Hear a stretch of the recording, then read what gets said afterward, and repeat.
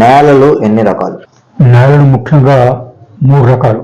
మొదటిది ఉప్పు నేలలు, 2 తటస్థ నేలలు, 3 పులుపు నేలలు. వీటిని తటస్థ నేలని సరి చేయాల్సినంత అవసరం ఏమీ లేదు. ఉప్పు నేలను కూడా సరిచేసి మనం తటస్థ నేలకు తీసుకురావచ్చు. పులుపు నేలను కూడా సరిచేసి తటస్థ నేలకు తీసుకురావచ్చు. కానీ కొన్ని పైర్లకి ఉప్పు నేలలు శ్రేష్టం అవుతాయి, కొన్ని పైర్లకి పులుపు నేలలు శ్రేష్టంగా ఉంటాయి. కాబట్టి ఏ పైరుకి ఎంత మోతాదులో ఉప్పు కావాలి, ఎంత మోతాదులో పులుపు నేలలు ఉండాలనేది దాన్ని బట్టి మనం సరి చేసుకోవాలి నేలని. చాలా మంది అనుకుంటారు కదా, చౌడు నేలలో వరి పైరుకి నాణ్యం అంటారు. కానీ ఇది అపోహే. వరి పైరుకి తటస్థ నేలలే నాణ్యం. అయితే చౌడులో వరి పైరు కొంత పండుతుంది, మిగతా పైరులాగా పూర్తిగా చెడకుండా కొంత పండుతుంది. కాబట్టి చౌడు నేలలో వరి పండుతుంది కాబట్టి చౌడు నేలలు వరి శ్రేష్టం అనే ఒక భావాన్ని తీసుకొచ్చారు. పండటం వేరు, శ్రేష్టం వేరు. శ్రేష్టం మాత్రం వరి పైరుకి తటస్థ నేల శ్రేష్టం. వీటిని చెప్పాలంటే వీటిని మామూలు శాస్త్రజ్ఞులు ఏమంటారంటే ఉదజన సూచిక అంటారు. అంటే పిహెచ్ వాల్యూ అని ఇంగ్లీష్లో అంటారు. పిహెచ్ వాల్యూ 7 అయితే అది తటస్థ నేల కింద లెక్క. పిహెచ్ వాల్యూ 7 కంటే తక్కువ ఉంటేనే అది పులుపు నేల కింద లెక్క. పిహెచ్ వాల్యూ 7 కంటే ఎక్కువ ఉంటే అది ఉప్పు నేల కింద లెక్క. ఏదైనా ఇప్పుడు టెక్నాలజీ ఎంత బాగా వచ్చిందంటే నేలని కొంతవరకు మార్చగలిగే శక్తి ఉంది. దాన్ని బట్టి మనం నేలని మార్చాలి, నేలకు తగ్గట్టుగా తగిన పైరుని ఎన్నుకోవాలన్నమాట. వరి పైరుకి మెట్ట దుక్కి నాణ్యం కాదా? నాకు కొద్దిగా వ్యవసాయం అంటే అనుభవం ఉంది, కానీ నేను ఇతరులు చెప్పిన మాటలనే నేను చెప్తున్నాను. నా సొంత అనుభవం కాదు ఇది. వరి పైరుకి మెట్ట దుక్కి నాణ్యం కాదు అంటారు. భూములు ఇస్తుంది అని చెప్పి కూడా మన మూడు వాళ్ళు అంటారు. అంటే మన మూడు వాళ్ళకు కూడా తెలుసు మెట్ట దుక్కి నాణ్యం కాదని. కానీ చాలా మంది మూడు వాళ్ళ మాటలు వినకుండా ఇప్పుడు కొత్త రైతులు మెట్ట దుక్కిని వేస్తున్నారు వరి పైరుకి. అది మంచి పద్ధతి కాదు. శాస్త్రవేత్తలు కూడా అంటున్నారు, నీళ్లు పెట్టి గమ్ము దుక్కి అయితే రైతు, వరి పైరుకి మాత్రం మెట్ట దుక్కి శ్రేష్టం కాదు అని చెప్పి శాస్త్రజ్ఞులు అంటున్నారు, మన పూర్వీకులు అన్నారు. కానీ కొంతమంది రైతులు మాత్రం మెట్ట దుక్కి వేస్తున్నారు. పొరపాటు నా ఉద్దేశం. వరి పైరుకి చౌటి నేలలు శ్రేష్టం అంటారు, ఇది నిజమేనా? నిజం కాదు.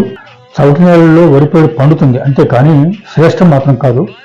కొన్ని పైర్లు చౌడులో అసలు పండవు, వరి పైరు పండుతుంది కాబట్టి కొంతమంది అపోహపడతారనమాట. ఇది చౌటి నేల వరి పైరు శ్రేష్టం అని. శ్రేష్టం మాత్రం కాదు, వరి పైరుకి తటస్థ నేలలే శ్రేష్టం. నారు పల్లగా చల్లమంటారు, ఎందుకని? నారు పలచగా చల్లాలనేది చాలా అవసరం. మన పూర్వం నుంచి కూడా రైతులు ఏంటంటే నీళ్ళు బాగా ఒత్తుగా పోస్తారు. ఒత్తుగా పట్టిన నారు చేసి అబ్బాయి ఎంత బాగుంది, ఎంత బాగా కమ్ముతుంది అని చెప్పి అంటారు. కానీ అది పొరపాటు. గోటేటి జోగిరాజు గారు ఒక శాస్త్రవేత్త ఉన్నారు. ఆయన ఎన్నో ప్రయోగాలు చేస్తారు. మైసూరు రాజా కింద ఆయన వ్యవసాయం చేసేవారు. ఆయన ఎన్నో ప్రయోగాలు చేసేవారు. ప్రయోగాలు చేయడానికి ఆయన నియమించారు మైసూరు రాజా గారు.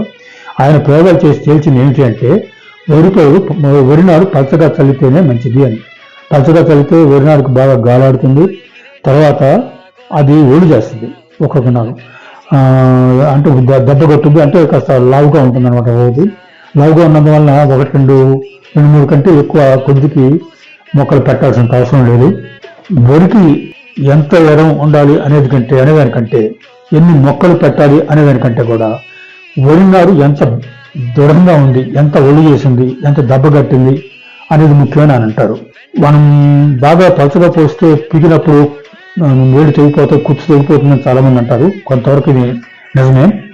కానీ కుచ్చు తెగినా సరే బాగా ఒళ్ళు చేసిన నారైతేనే పైరు శ్రేష్టం.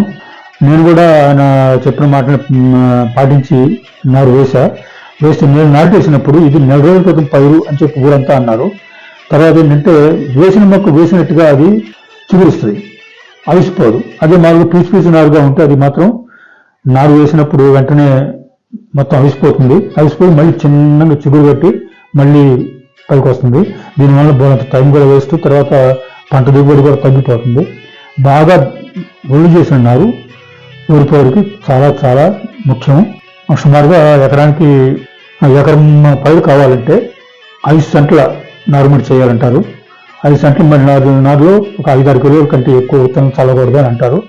నేను మాత్రం ఎకరానికి 10 సెంట్లు నారుమడిని కేటాయించాను. విత్తనం మాత్రం 5 కిలోలే వేస్తుంది. ఊరు విత్తనం వేసా, ఎంతో బాగా ఉంది. ఊరి మొత్తం మీద నా పొలం మంచిది కాకపోయినా సరే ఊరి మొత్తం మీద నా పేరే బాగుంది అన్నట్టుగా అనిపించింది. ఊళ్ళో వాళ్ళు కూడా చాలా మంది మెచ్చుకున్నారు. ఊళ్ళో ఏ ఒక్కరి పేరు కూడా అంత శ్రేష్టంగా లేదు. నాది పనికిరాని పొలమైనా సరే అంత శ్రేష్టంగా వచ్చింది. దీనికి కారణం నారు బాగా ఒళ్ళు చేయటం, నారు బాగా దెబ్బ కట్టడం, నారు బాగా దృఢంగా ఉండటం. ఇదే కారణం. దీనివల్ల ఇది ఇలా ఉండటానికి వరి నారుని పలసగా పోయాలి. పలసగా అంటే మరీ పలసగా పోయకూడదు. సుమారుగా ఎకరానికి ఒక 5 కిలోలు 5 సెంట్లో 10 సెంట్లో పోస్తే చాలు. ఇది అంతకంటే ఎక్కువైతే మళ్ళీ కలిపేసి అది వేసి ఇది వేసి నష్టం వస్తుంది. అందుకని వరి పైరు పలసగా మామూలుగా పూర్వం అవలంబించే పద్ధతులను బట్టి చూసుకుంటే మాత్రం చాలా పలసగా పోయటమే నాణ్యం. నాటు ఒత్తుగా ఉండాలంటారు, నిజమేనా? ఇది కూడా నిజమే. అయితే ఏదైనా ఒత్తైనా పలసైనా ఏదైనా ఒక లిమిట్ అంటూ ఉంటుంది. పలసనంటే మరీ పలసగా కాదు, ఒత్తు అంటే మరీ ఒత్తుగా కాదు. ఇప్పుడు ఒత్తుగా ఉండాలి అని దేన్ని పోల్చి నేను అంటున్నానంటే, పూర్వం మనుషులు రైతులు బాగా ఎడంగా చాలా ఎడంగా వేసేవాళ్ళు. అంత ఎడం పని కాదు, కొద్దిగా ఒత్తు చేయాలి అని చెప్పి అనేవాడిని నేను. అంతేగాని పూర్తిగా ఒత్తు చేస్తే మళ్ళీ గాలాడిగా పైరు అది నాశనం అవుతుంది. కాబట్టి నేను కొంచెం పూర్వం రైతులు వేసేంత పలచగా కాకుండా కొద్దిగా తగ్గించి వేసాను. దానివల్ల కూడా పంట నాకు బాగానే అందింది. గాలాడకు కానీ దీనివల్ల కూడా ఏమీ నష్టం అనిపించలేదు. నా ఉద్దేశంలో శాస్త్రజ్ఞులు చెబుతారు ఇంత గడి ఉండాలి, ఇన్ని సెంటీమీటర్ ఎడ ఉండాలని. దాని ప్రకారం వేయటం మంచిది. నారుమడిని ఎలా తయారు చేయాలి? నారుమడిని మెత్తగా దున్నాలి. తర్వాత తప్పకుండా ఎరువు కానీ లేకపోతే పచ్చిరొట్ట ఎరువు కానీ ఏదో ఒకటి వేసి వేయాలి. వేసిన తర్వాత నారుమడిని 1 మీటర్ వెడల్పు చొప్పున బాటలు తీసి ఆ బాటల్లో ఉన్న మట్టిని సుమారుగా ఒక 3-4 అంగుళాల లోతు వరకు చేతితో తీసి, మెత్తగా ఉంటుంది పైరు నేల, చేతితో తీసి ఈ మీటర్ నేల మీద పరిచి మనం అలికినట్టుగా అలకాలి. అలికినప్పుడు ఏంటంటే చిన్న చిన్న గుంటలు కూడా లేకుండా ఉంటాయి. అప్పుడు ఆ చిన్న గుంటల్లో ఉన్న విత్తు కూడా మురక్కుండా ఉంటుంది అనమాట. అలకటం మాత్రం చాలా ముఖ్యం. ఈ తర్వాత ఈ బాటల్లో మట్టి తీసినందువల్ల నీళ్లు యువతల మడిలో ఉన్న నీరు దీంట్లో బాటల్లోకి ఇంకి ఆ బాటల్లో నుంచి బయటకు పోతాయి నీళ్లు. అంటే దాదాపు వరి విత్తనం చల్లిన తర్వాత వెంటనే నీళ్ళు పూర్తిగా పెట్టకూడదు.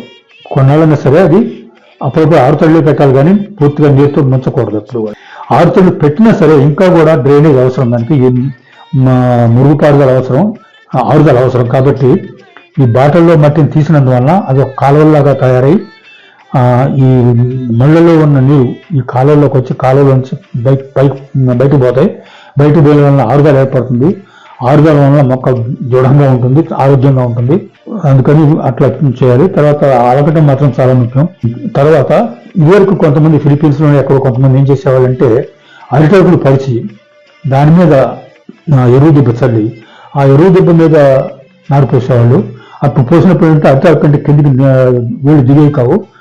ఆ పెండ దెబ్బలో కూడా దృఢంగా నారు పెరిగేది. పీకినప్పుడు ఊరికనే వచ్చేది, అవలేలుగా వచ్చేది, కుచ్చు బాగా దిట్టంగా ఉండేది. అలా చేసేవాళ్ళు. కానీ మన భారతదేశం ఎప్పుడు అలా చేయలేదు. నేను కూడా ఈ ప్రయోగం నేను మాత్రం చేయలేకపోయా. కానీ సేంద్రియ ఎరువు చాలా ముఖ్యం. నారు పచ్చగా చల్లంగా కుచ్చు తెగిపోతున్న భయం అక్కర్లేదు. కొద్దిగా తెగినా పర్వాలేదు, కానీ నారు మాత్రం దృఢంగా ఉండాలి. నారుమడి మాత్రం పాయలు తప్పకుండా చేయాలి. పాయల్లో ఉన్న మట్టిని తీసి పైన వేసి అలికి అప్పుడు విత్తనాలు చల్లి అప్పుడప్పుడు నీళ్లు పెడుతూ అప్పుడప్పుడు నీళ్ళు తీసేస్తూ ఉంటే సూర్యరశ్మి కానీ దాని ఏదైనా గాలి కానీ ఆ మొలకెత్తే విత్తనానికి తగిలి బాగా దృఢంగా పెరుగుతుంది. ఒక 5-6-10 రోజుల తర్వాత ఇక నీళ్లు పెట్టుకోవచ్చు. అప్పుడు ఇక ఆవుతళ్ళు అనేది అక్కర్లేదు. నీళ్ళు పూర్తిగా పెట్టినా కూడా దండగా ఏం లేదు. కానీ ఒక 10 రోజుల దాకా మాత్రం ఆవుతళ్ళ మీద నాలుగుని పెంచడం శ్రేష్టం. ఏదైనా కలుపు వేస్తుందనే భయం ఉంటే కలుపు ముందు వెళ్ళుకోవడం మంచిది. కలుపు భయంతో మనం ఒత్తుగా వెళ్తే కలుపు రాదని చెప్పి ఒత్తుగా చల్లితే మాత్రం చాలా చాలా నష్టం. కలుపు చేసే నష్టం కంటే కూడా ఈ ఒత్తే ఎక్కువ నష్టం చేస్తుంది. ఎరువు దిబ్బలు పైర్లకు నాణ్యమే అంటారు. ఆ ఎరువు దిబ్బలు పైరుకి చాలా చాలా నాణ్యం. అచ్చం రసాయనిక ఎరువులు అంటే మందు కట్టలు వేసే పండిస్తే అంత నాణ్యం ఏమి కాదు. ఎరువు దిబ్బలు నాణ్యమే. అయితే వరి పైరుకు మాత్రం ఎరువు దెబ్బలు వేయటం అంత నాణ్యమే, కానీ అంత మంచిది కాదని నా ఉద్దేశం. ఎందుకంటే ఎరువు దెబ్బ చాలా ఖరీదుతో కూడిన పని. దాన్ని తోలటం ఖరీదే, అసలు దాన్ని కొనటానికి ఖరీదు ఎక్కువే. కాబట్టి వరి పైరు వరకు పచ్చిరొడ్డు పైరుల్ని మొట్టమొదటి వేసి పెంచి వాటిని మురగదున్ని వరి పైరుని పెంచడం మంచిదని నా ఉద్దేశం. వరి పైరుకు మాత్రం ఎరువు దెబ్బలు వేయకూడదు అని నా ఉద్దేశం. ఏదైనా మొత్తం మీద అసలైతే మాత్రం పచ్చిరొట్ట ఎరువు లేకపోతే దెబ్బల ఎరువు ఏదో ఒకటి తప్పనిసరిగా పైరుకి అందించాలి. అచ్చం ముందు కట్ల మీద ఏ పైరుని పండించకూడదు. ఒక వరే కాదు, ఏదైనా సరే. ఎరువు దిబ్బల్లో ఏ ఏ పోషకాలు ఉంటాయి? విచిత్రం ఏంటంటే ఎరువు దిబ్బల్లో దాదాపు అన్ని పోషకాలు ఉంటాయి. చాలా మంది తెలియదు. నత్రజని ఉంటుంది, భాస్వరం ఉంటుంది. పోషకాలు అంటే వరి పైరుకి మామూలుగా పైర్లకి 16 పోషకాలు అవసరం. మన మనిషికి కూడా పోషకాలు అవసరమే. కాకపోతే పైర్లు తీసుకునే పోషకాల ఆకారం వేరు, మనం తీసుకునే పోషకాల ఆకారం వేరు. పోషకాలు మాత్రమే మాత్రం మనిషికి నత్రజని కావాలి, పైరుకి నత్రజని కావాలి. కానీ పైరు తీసుకునే నత్రజని రూపం వేరుగా ఉంటుంది, మనం తీసుకునే నత్రజని ఇంకో రూపంలో ఉంటుంది. పోషకాలు అంటే దాదాపు ఏంటంటే మూలకాలు అంటారు. మూలకాలకి పోషకాలకి తేడా ఏంటంటే, మూలకం అంటే దాని కేంద్రంలో ఇన్ని ప్రోటాన్లు ఉండాలి అనేది ఒకటి ఉంటుంది. అన్ని ప్రోటాన్లు ఉంటే అదొక మూలకం. ఆ ప్రోటాన్ సంఖ్య మారిపోతే ఆ మూలకం మారిపోతుంది అన్నమాట. ఇప్పుడు నత్రజనిలో ఇన్ని ప్రోటాన్లు ఉన్నాయి, దాని ప్రోటాన్లు మారితే భాస్వరానికి వేరే ప్రోటాన్లు ఉంటాయి. అట్లా అయితే మూలకాలకి పోషకాలకి తేడా ఏంటంటే, మూలకం ప్యూర్గా ఉంటుంది. పోషకాల్లో ఇప్పుడు నత్రజని పోషకం ఉంది. నత్రజని పోషకం గాలిలో ఉంటుంది, కానీ దాంట్లో అది గాలికి పైరు తీసుకోలేదు. నత్రజని పోషకం అంటే అమ్మోనియం సల్ఫేట్ అని కానీ, యూరియా అని కానీ, ఇటువంటి వేరే వేరే రూపాల్లో ఆ నత్రజని ఉంటుంది. దాన్ని మనం నత్రజని అంటాం, కానీ అది నిజంగా నత్రజని మూలకం కాదు, నత్రజని పోషకం. యూరియాలో నత్రజని పోషకం ఉంటుంది. కాబట్టి పోషకాలు అంటే urea, ammonium sulphate, super phosphate, 3,10 ఇటువంటి పోషకాలు. కానీ నత్రజని, భాస్వరం, పొటాషియం కూడా కాదు, పొటాషియం, ఇవన్నీ మూలకాలు. ఈ మూలకాలు అనేవి శాస్త్రవేత్తలు కనిపెట్టారు. ఆ శాస్త్రవేత్తలు ఏదో ఒక 118 మూలకాలు ఉన్నాయనుకుంటాను. ఆ మూలకాలను రూపం మార్చి పోషకాల్లో మార్చి ఆ పోషకాలను మనం పైరుకి అందిస్తాం. 118 మూలకాలు కూడా పైరులకు పనికిరావు. వీటిలో సుమారుగా 16 మూలకాలు మాత్రమే పనికొస్తాయి. ఆ మూలకాలను పోషకాలుగా మార్చి పైరుకి అందిస్తాం. కాబట్టి పోషకాలు అంటే నత్రజని, భాస్వరం, పొటాషు, జింక్ సల్ఫేటు, ఇటువంటి మాత్రం పోషకాలు, మూలకాలు మాత్రం కావు. సేంద్రియ కర్బనము అంటే ఏంటి? సేంద్రియ కర్బనం అనేది ఒక కొంచెం కఠినమైన పదం, సంస్కృతంగా ఎక్కువగా ఉంది కాబట్టి. కానీ మన పెద్దలకు కూడా తెలుసు. సేంద్రియ కర్బనాన్ని పెద్దలు ఏమంటారంటే 3 భాషలో కండ అంటారు. పెద్దలు ఏమంటారంటే అచ్చం మందులు వేస్తే కండ కరిగిపోతుంది, కండ కరిగిపోయిన తర్వాత మందులు పనిచేయవు అని. ఈ మన మూటి వాళ్ళు కానీ పెద్దలు కానీ అన్న మాట మాత్రం అక్షరాల నిజం, చాలా తెలివైన మాట. సేంద్రియ కర్బనం అనేది ప్రతి పైరుకి అందించాలి. మన శరీరానికి కూడా పీచు పదార్థం ఉంటుంది, ఫైబర్. ఈ ఫైబర్ వల్ల ఉపయోగం ఏమీ లేదు, పోషణ దాడి ఏమి కాదు. కానీ ఫైబర్ మన శరీరానికి అందిస్తే ఆరోగ్యంగా ఉంటాం. అట్లనే సేంద్రియ కర్బనంలో పోషకాలు లేకపోయినా సరే కండ అనేది అందిస్తుంది. ఆ కండ ఉన్నప్పుడు ఈ మనం వేసే మందు కట్టలు కానీ అవి బాగా పనిచేస్తాయి. కాబట్టి సేంద్రియ కర్బనం అనేది చాలా అవసరం. దాని కండ అంటారు. ఈ కండ ఎలా ఉంటుందంటే, సేంద్రియ కర్బనం ఎక్కువగా ఎరువు దిబ్బల్లో ఉంటుంది, పచ్చిరొట్ట పైరుల్లో ఉంటుంది. ఇది ఎక్కువగా వేస్తే సేంద్రియ కర్బనం అందుతుంది. తర్వాత పోషకాలు కూడా అందుతాయి. దాంతోపాటు దీంట్లో ఉన్న సేంద్రియ కర్బనం చాలా చాలా ముఖ్యం. అమరికి వస్తే జాడు ఉంది. జాడులో కూడా సేంద్రియ కర్బనం ఉంది. కాబట్టి సేంద్రియ కర్బనాన్ని నేలకి అందించాలంటే జాడు పెంచి కూడా అందించవచ్చు. కానీ జాడు ఏం చేస్తుందంటే నేలలోని బలాన్ని లాగుతుంది. అదే జీలుగు కానీ, జనుము కానీ, వెంపలు కానీ ఇటువంటి జాతి పైరులు ఉంటే ఈ నేలలో బలాన్ని లాక్కుండా సేంద్రియ కర్బనాన్ని అందిస్తాయి అనమాట. నేలలో బలం లాక్కుండా పైరు ఎలా పెరుగుతుంది అనేది సమస్య ఒకటి వస్తుంది. మన గాలిలో నత్రజని చాలా ఎక్కువగా మన గాలిలో ఉన్న ఎక్కువ భాగం నత్రజని ఉంటుంది. ఈ నత్రజనిని పైరు గ్రహించలేదు, దానికి తగిన రూపంలో ఉండదు అది. అందుకని ఈ పప్పు జాతి పైరులు వేస్తారు. పప్పు జాతి పైరులు వేసినప్పుడు పప్పు జాతి పైరుల వేళ్ల మీద బుడిపలు అని ఉంటాయి. ఒక్కొక్క జాతి పైరుకి బుడిపలే కాదు, కాండం మీద కూడా బుడిపలు ఉంటాయి అన్నమాట. ఈ బుడిపల్లో రైజోబియం అనే బ్యాక్టీరియా గాలిలో ఉన్న నత్రజని సేకరించి బుడిపల్లో స్టోర్ చేస్తుంది. ఆ రైజోబియా అనే బ్యాక్టీరియాకి ఆ శక్తి ఉంది, దేనికి లేని శక్తి ఉంది. గాలిలో నత్రజని అది చాలా తెలివిగా సేకరించి తను సేకరించిన నత్రజని ఆ బుడిపల్లో పెడుతుంది. ఆ బుడిపల్లో పెట్టిన దాన్ని మనం ఆ పైరుని కనుక మరవదింటే ఆ బుడిపల్లో ఉన్న నత్రజని అంతా కూడా నేలకు చేరుతుంది.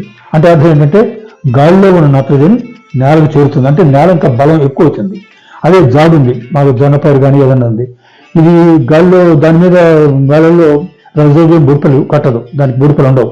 అందుకని గాలిలో నత్రజని నేలలోకి రాదు కాబట్టి నేలలో ఉన్న నత్రజని అది పీల్చి ఎదుగుతుంది. కాబట్టి నేలలోని బలం లాగి సేంద్రియ కర్బనాన్ని సప్లై చేస్తుంది నేలకి. అదే పచ్చిరొట్ట పైరు అయితే గాలిలో ఉన్న నత్రజని లాగి భూమిలో పెడుతుంది, తర్వాత సేంద్రియ కార్బనాన్ని కూడా అందిస్తుంది. కాబట్టి పచ్చిరొట్ట పైరుగా పప్పుజాతి పైరులను ఎన్నుకుంటారు. దీనికి కారణం ఇదే. పొటాష్ ఎన్ని రకాలు? పొటాష్ 2 రకాలు. ఒకటి muriate of potash, 2 sulphate of potash. Muriate of potash లో పొటాషియం శాతం ఎక్కువగా ఉంటుంది, సల్ఫేట్ ఆఫ్ పొటాష్ లో తక్కువ ఉంటుంది. అంతేకాకుండా తక్కువ ఉన్నా సరే సల్ఫేట్ ఆఫ్ పొటాష్ రేట్ ఎక్కువ, దాని ఖరీదు ఎక్కువ. అయితే చౌడు పొలాలు, ఉప్పు పొలాలకి సల్ఫేట్ ఆఫ్ పొటాష్ వాడటం మంచిది. సల్ఫేట్ ఆఫ్ పొటాష్ లో గంధకం ఎక్కువగా ఉంటుంది కాబట్టి చౌడుని కొంతవరకైనా గ్రహిస్తుంది అది. అందుకని సల్ఫేట్ ఆఫ్ పొటాష్ ని చౌడు పొలాల్లో వాడతారు. మ్యూరేట్ ఆఫ్ పొటాష్ ని సిఫార్సు చేయరు. తర్వాత పైరు నాణ్యత, కొన్ని ఇప్పుడు పొగాకు పైరు కానీ, మిర్చి పైరు కానీ, కొన్ని నాణ్యత అవసరమైన పైర్లు ఉంటాయి. వాటికి సల్ఫేట్ ఆఫ్ పొటాష్ ని వాడతారు, మ్యూరేట్ ఆఫ్ పొటాష్ ని వాడరు. కానీ ఎక్కువ పైర్లకు మాత్రం మ్యూరేట్ ఆఫ్ పొటాష్ నే వాడతారు. అది మ్యూరేట్ ఆఫ్ పొటాష్ చౌక కూడా తక్కువ మోతాదులో కూడా కావాలి, ఎక్కువ పైర్లకు అనుకూలంగా కూడా ఉంటుంది. కొన్ని ప్రత్యేకమైన పైర్లకి, కొన్ని ప్రత్యేకమైన నేలకు మాత్రమే సల్ఫేట్ ఆఫ్ పొటాష్ ని వాడతారు. నత్రజని యొక్క లక్షణాలు ఏమిటి? నత్రజని వేయగానే నత్రజని యూరియాలో కూడా నత్రజని ఉంటుంది, అమోనియం సల్ఫేట్ లో నత్రజని ఉంటుంది, ఇంకా కొన్ని క్వాలిటీలో నత్రజని ఉంటుంది. ఇప్పుడు అమోనియం సల్ఫేట్ మనం నత్రజని రూపంలో వేస్తే అది 24 గంటల వరకు దానికి నీరు పెట్టకూడదు, పెడితే కొట్టుకుపోతుంది అది. తర్వాత 24 గంటల దాకా కూడా దానికి ఎండ గాలి తోలితే కొద్ది గొప్ప ఆవిరి కూడా గాలిలో కలిసిపోతుంది. అదే అమోనియం సల్ఫేట్ ని దుక్కులో వేస్తే అంతగా గాలిలో కలవదు. నత్రజని లక్షణం ఇంకోటి ఏంటంటే, అది మనం వేస్తే పైరు వెంటనే దాన్ని లాక్కుంటుంది, మొత్తం బస్సుమని లాక్కుంటుంది అనమాట, నెమ్మదిగా లాక్కోదు.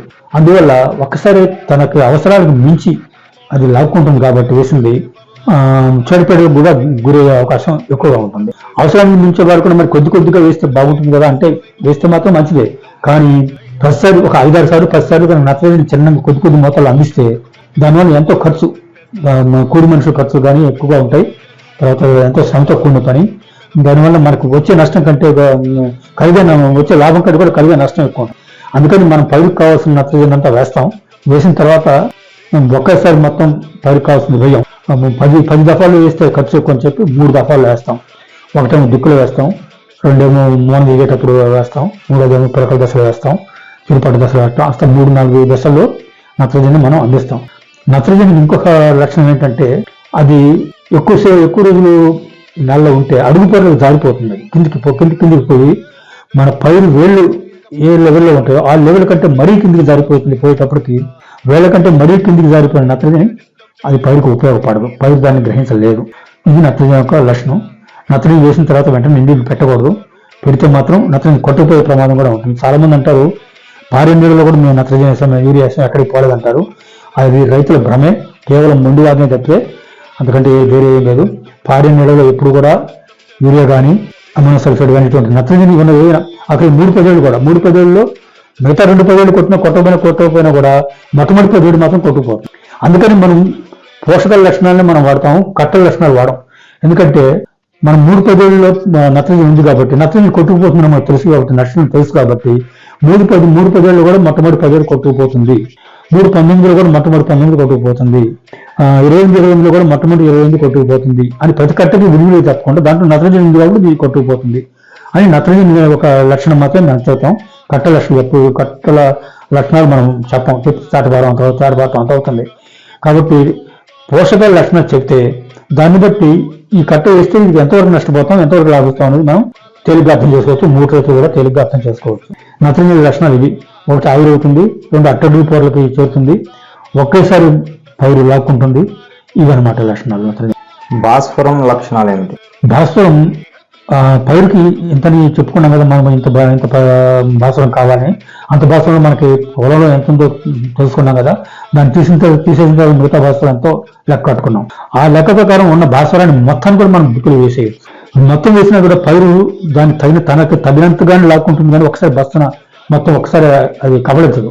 నెమ్మదిగా తనకు అవసరమైనంత వరకు లాక్కుంటుంది. పొలంలో ఎంత ఉన్న భాస్వరం దానికి తగ్గట్టే లాక్కుంటుంది, ఎక్కువ లాగదు. తర్వాత భాస్వరంలో ఉన్న లక్షణం ఏంటంటే, అది వాతావరణంలో కలిసిపోదు, ఆవిరైపోదు, గాలిలో కలిసిపోదు. తర్వాత ఇంకోటి ఏంటంటే భాస్వరం లక్షణం, భాస్వరం ఎక్కడేస్తే అక్కడే ఉంటుంది, అడుగు పొరలో జాగ్రత్త. ఇప్పుడు పైపాటుగా మనం భాస్వరం వేస్తాం, పైన ఉంటుంది, ఆ పైరుకి వేడి కింద ఉంటాయి, ఆ వేడి దగ్గర కూడా పోలేదు, అక్కడే ఉంటుంది. మనం నీళ్ళు పెట్టినా అక్కడే ఉంటుంది, ఏది పెట్టినా అక్కడే ఉంటుంది. ఇంకోటి ఏంటంటే భాస్వరం లక్షణం, నీళ్ళు పారుతూ ఉంటే భాస్వరం కొట్టకపోదు. భాస్వరం మనం వేసాం, కొద్దిగా టైం ఇచ్చాము, అది నేలకు అతుక్కుంది. అతుక్కున్న తర్వాత మనం నీళ్ళు ఎంత పెట్టినా సరే ఆ భాస్వరం కొట్టకపోదు, అట్లనే ఉంటుంది. అయితే మనం మరీ ఎక్కువగా నీళ్ళు పెట్టి మట్టి కూడా కొట్టకపోయేంత విపరీతంగా నీళ్ళు పెడితే మాత్రం, ఒకవేళ మట్టి కొట్టకపోతే మాత్రం ఆ మట్టితో పాటు ఈ భాస్వరం కూడా కొట్టకపోతుంది తప్ప, పొలంలో నుంచి మంచినీళ్ళు ఎంత పారినా సరే, బయటకు పోయిన ఎంత పోయినా మట్టి కొట్టకపోతే భాస్వరం మాత్రం చెక్కు చదవకుండా అంతే ఉంటుంది. కాబట్టి భాస్వరాన్ని ఎప్పుడు కూడా దుక్కులో వేసుకోమంటారు, ఆఖరి దమ్ములో వేసుకోమంటారు. ఎందుకంటే పైపాటుగా వేస్తే అది పైన ఉంటుంది, మొక్కలకి వేళ్ళకి అందదు. వేళ్ళకి మనం ఏ పోషక పదార్థాన్ని ఇచ్చినా వేళ్ళే తీసుకుంటే తప్పితే కాండం కానీ ఆకులు కానీ తీసుకోవు. వేళ్ళ ద్వారానే పోషకాలు మళ్ళీ మొక్కలు ఎక్కుతాయి. కాబట్టి వేళ్ళు ఎక్కడ ఉంటాయో అక్కడే మనం పోషకాలను అందించాలి. కాబట్టి భాస్వరాన్ని ఎప్పుడు కూడా దుక్కులో వేస్తే ఆ దుక్కులో వేళ్ళు ఉంటాయి కాబట్టి ఆ వేళ్ళకి అందుతుంది.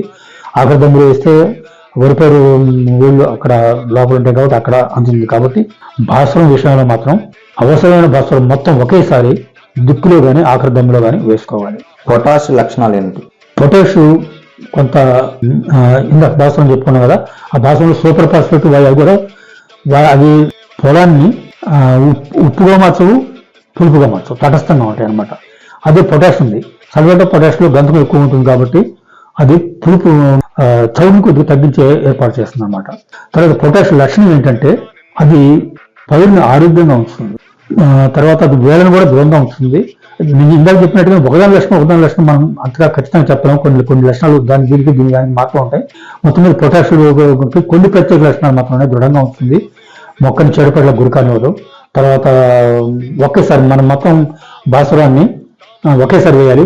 పొటాషియం మాత్రం ఒకసారి వేసినా పర్వాలేదు, లేకపోతే బ్లూక్లో ఒకసారి, తర్వాత చిరుపట్ట దశలో ఒకసారి వేసి 2 సార్లు వేసినా కూడా మంచిదే.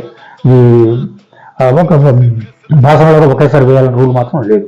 28-28-0 లక్షణాలు ఏమిటి?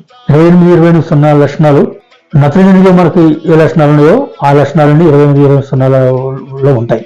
అంటే నత్రజని కొట్టుకుపోయినట్టుగానే 28-28లో కూడా ఆ 28 కొట్టుకుపోతుంది. మీద 28 భాస్వరం ఉంది కదా, ఆ భాస్వరం లక్షణం దానికి అట్లనే ఉంటుంది. అంటే 28 కట్ట వేస్తే అది మొట్టమొదటి 28 గాలిలో కలుస్తూ ఉంటుంది, నీలముడు కొట్టుకుపోతుంది, అన్నీ చేస్తుంది. 28 మాత్రం భాస్వరం లాగానే నేలకు అంటు పెట్టుకొని ఉంటుంది, నీళ్లు పారిన కూడా పోదు, గాలిలో కలవదు. ఇట్లా 28 లక్షణాలు, ఆ పోషకాల లక్షణాలను బట్టి 28 కట్ట లక్షణాలు ఉంటాయి.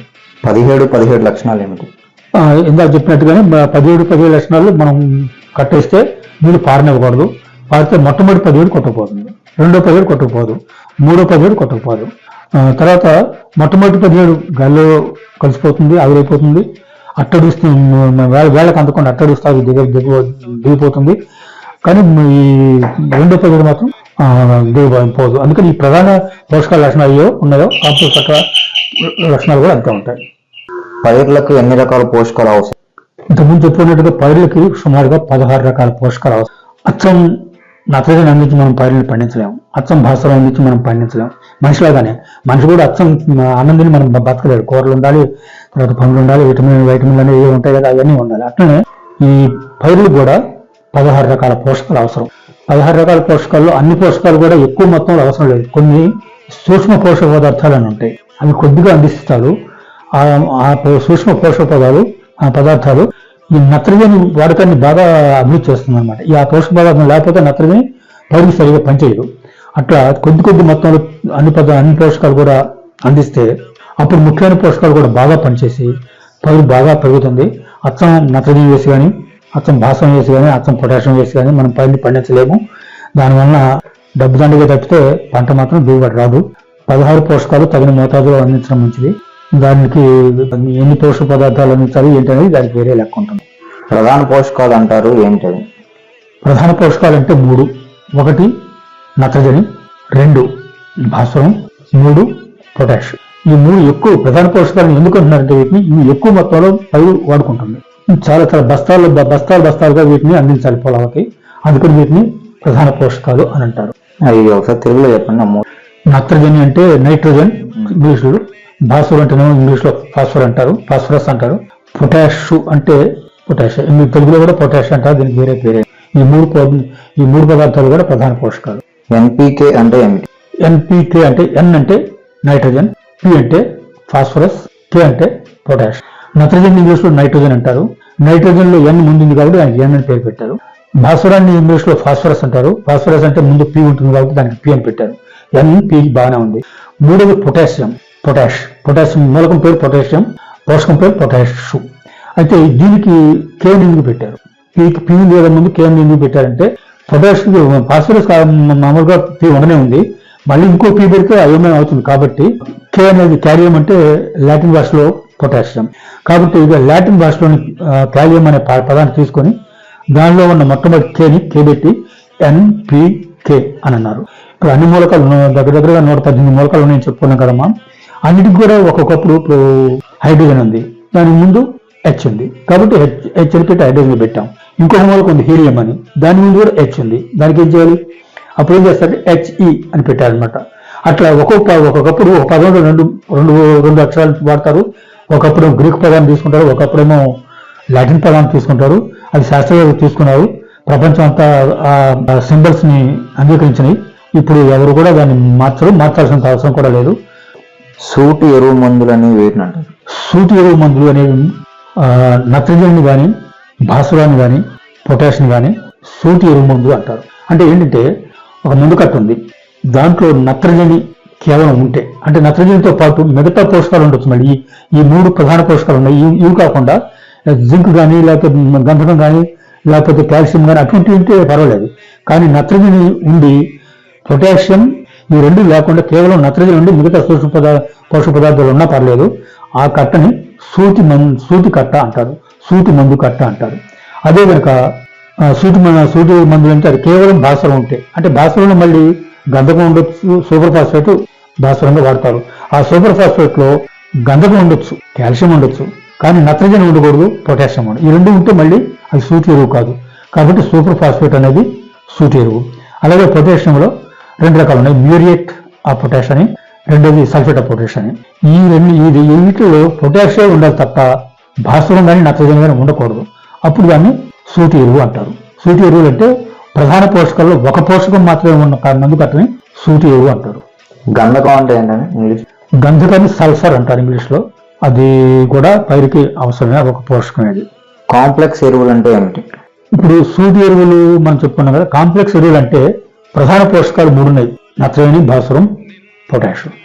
వీటిల్లో ఏ 2 కానీ అన్ని 3 కానీ ఉంటే దాన్ని కాంప్లెక్స్ ఎరువు అంటారు.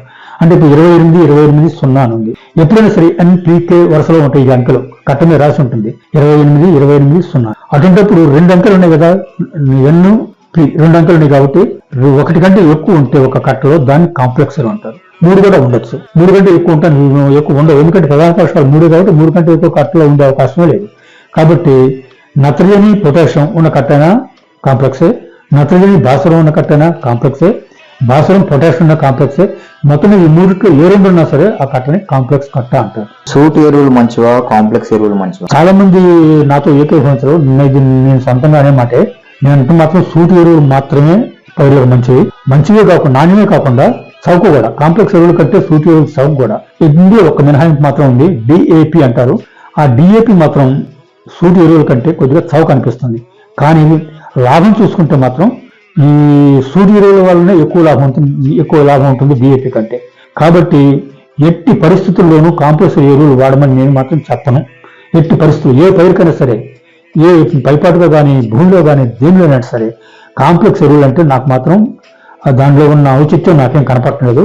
సూటి ఎరువులు వాడటం, సూటి ఎరువులు కలుపుకోవచ్చు. నత్రజని, భాస్వరం, పొటాష్ కలిపి మనం చల్లుకోవడానికి 3 పోషకాలను విడిగా ఆ నత్రజని కట్టిన ఒకసారి, సూపర్ ఫాస్ఫేట్ కట్టిన ఒకసారి, పొటాష్ కట్టిన ఒకసారి, 3 సార్లు తిరిగి వేసే కంటే ఈ 3 కలిపి వేసుకోవచ్చు. దాని కాంప్లెక్స్ ఎరువు అని మాత్రం అంటారు. 3 కాంప్లెక్స్ ఎరువులు ఫ్యాక్టరీలో తయారు చేసినవే కాంప్లెక్స్ ఎరువులు. 2 కానీ అంతకంటే ఎక్కువ పోషకాలు ఉన్న కట్ట ఫ్యాక్టరీలో తయారై ఉండాలి, అప్పుడు దాన్ని కాంప్లెక్స్ కట్ట అంటారు. మనం అమ్మోనియం సల్ఫేట్ను సూపర్ ఫాస్ఫేట్ కలిపాం, అప్పుడు దాంట్లో ఆ మిశ్రమంలో 2 పోషకాలు ఉన్నాయి, కానీ అది కాంప్లెక్స్ కాదు, మనం కలిపాం కాబట్టి, ఫ్యాక్టరీలో కలపలేదు కాబట్టి. అట్లా మనం 3 కలుపుకొని మనం వాడుకుంటే కాంప్లెక్స్ ఎరువుల కంటే కూడా చాలా చాలా నాణ్యం. దానివల్ల ఖర్చు తగ్గుతుంది, లాభం కూడా ఎక్కువగా ఉంటుంది. ఫలానా కట్ట రారాజు అంటారు, అటువంటిది ఏమీ లేదు. 28 కట్ట రాజని, లేకపోతే 3 17 గొప్పదని, లేకపోతే కొవ్వూరి సూపర్ ఫాస్ఫేట్ గొప్పదని, లేదా షావాలి సూపర్ ఫాస్ఫేట్ గొప్పదని అంటారు. ఏదైనా తేడా ఉంటే నామమాత్రంగా ఉంటుంది తప్పితే ఆ తేడాన్ని మనం లెక్కలో కట్టుకోవాల్సినంత అవసరం కూడా లేదు. 28 కట్ట ఉంది. ఆ 28 ఒక కట్ట 28 అంటే అర్థం ఏంటంటే 100 కిలోలు ఆ కట్ట 100 కిలోలు ఆ ఎరువును తీసుకుంటే దాంట్లో 28 కిలోల నత్రజని 28 కిలోల భాస్వరం ఉంటాయి. మిగతా ఏవి ఉండవు. ఏదైనా ఉంటే జడ పదార్థం ఏదో ఉంటుంది తప్పితే పోషకాలు మాత్రం 2 ఉంటాయి. అయితే ఒక కట్ట 50 కిలోల కట్ట వస్తుంది. ఇప్పుడు 28 కట్ట 100 కిలోల కట్ట ఎవరు తయారు చేయరు, 50 చేస్తుంది. 50 ఉన్నప్పుడు ఆ కట్టలో 14 కిలోల నత్రజని 14 కిలోల భాస్వరం ఉందని మనం భావించాలి. 28 అనేది ఎప్పుడు కూడా శాతం పర్సెంటేజ్ అది 100కి 28 కిలోలు అని అర్థం.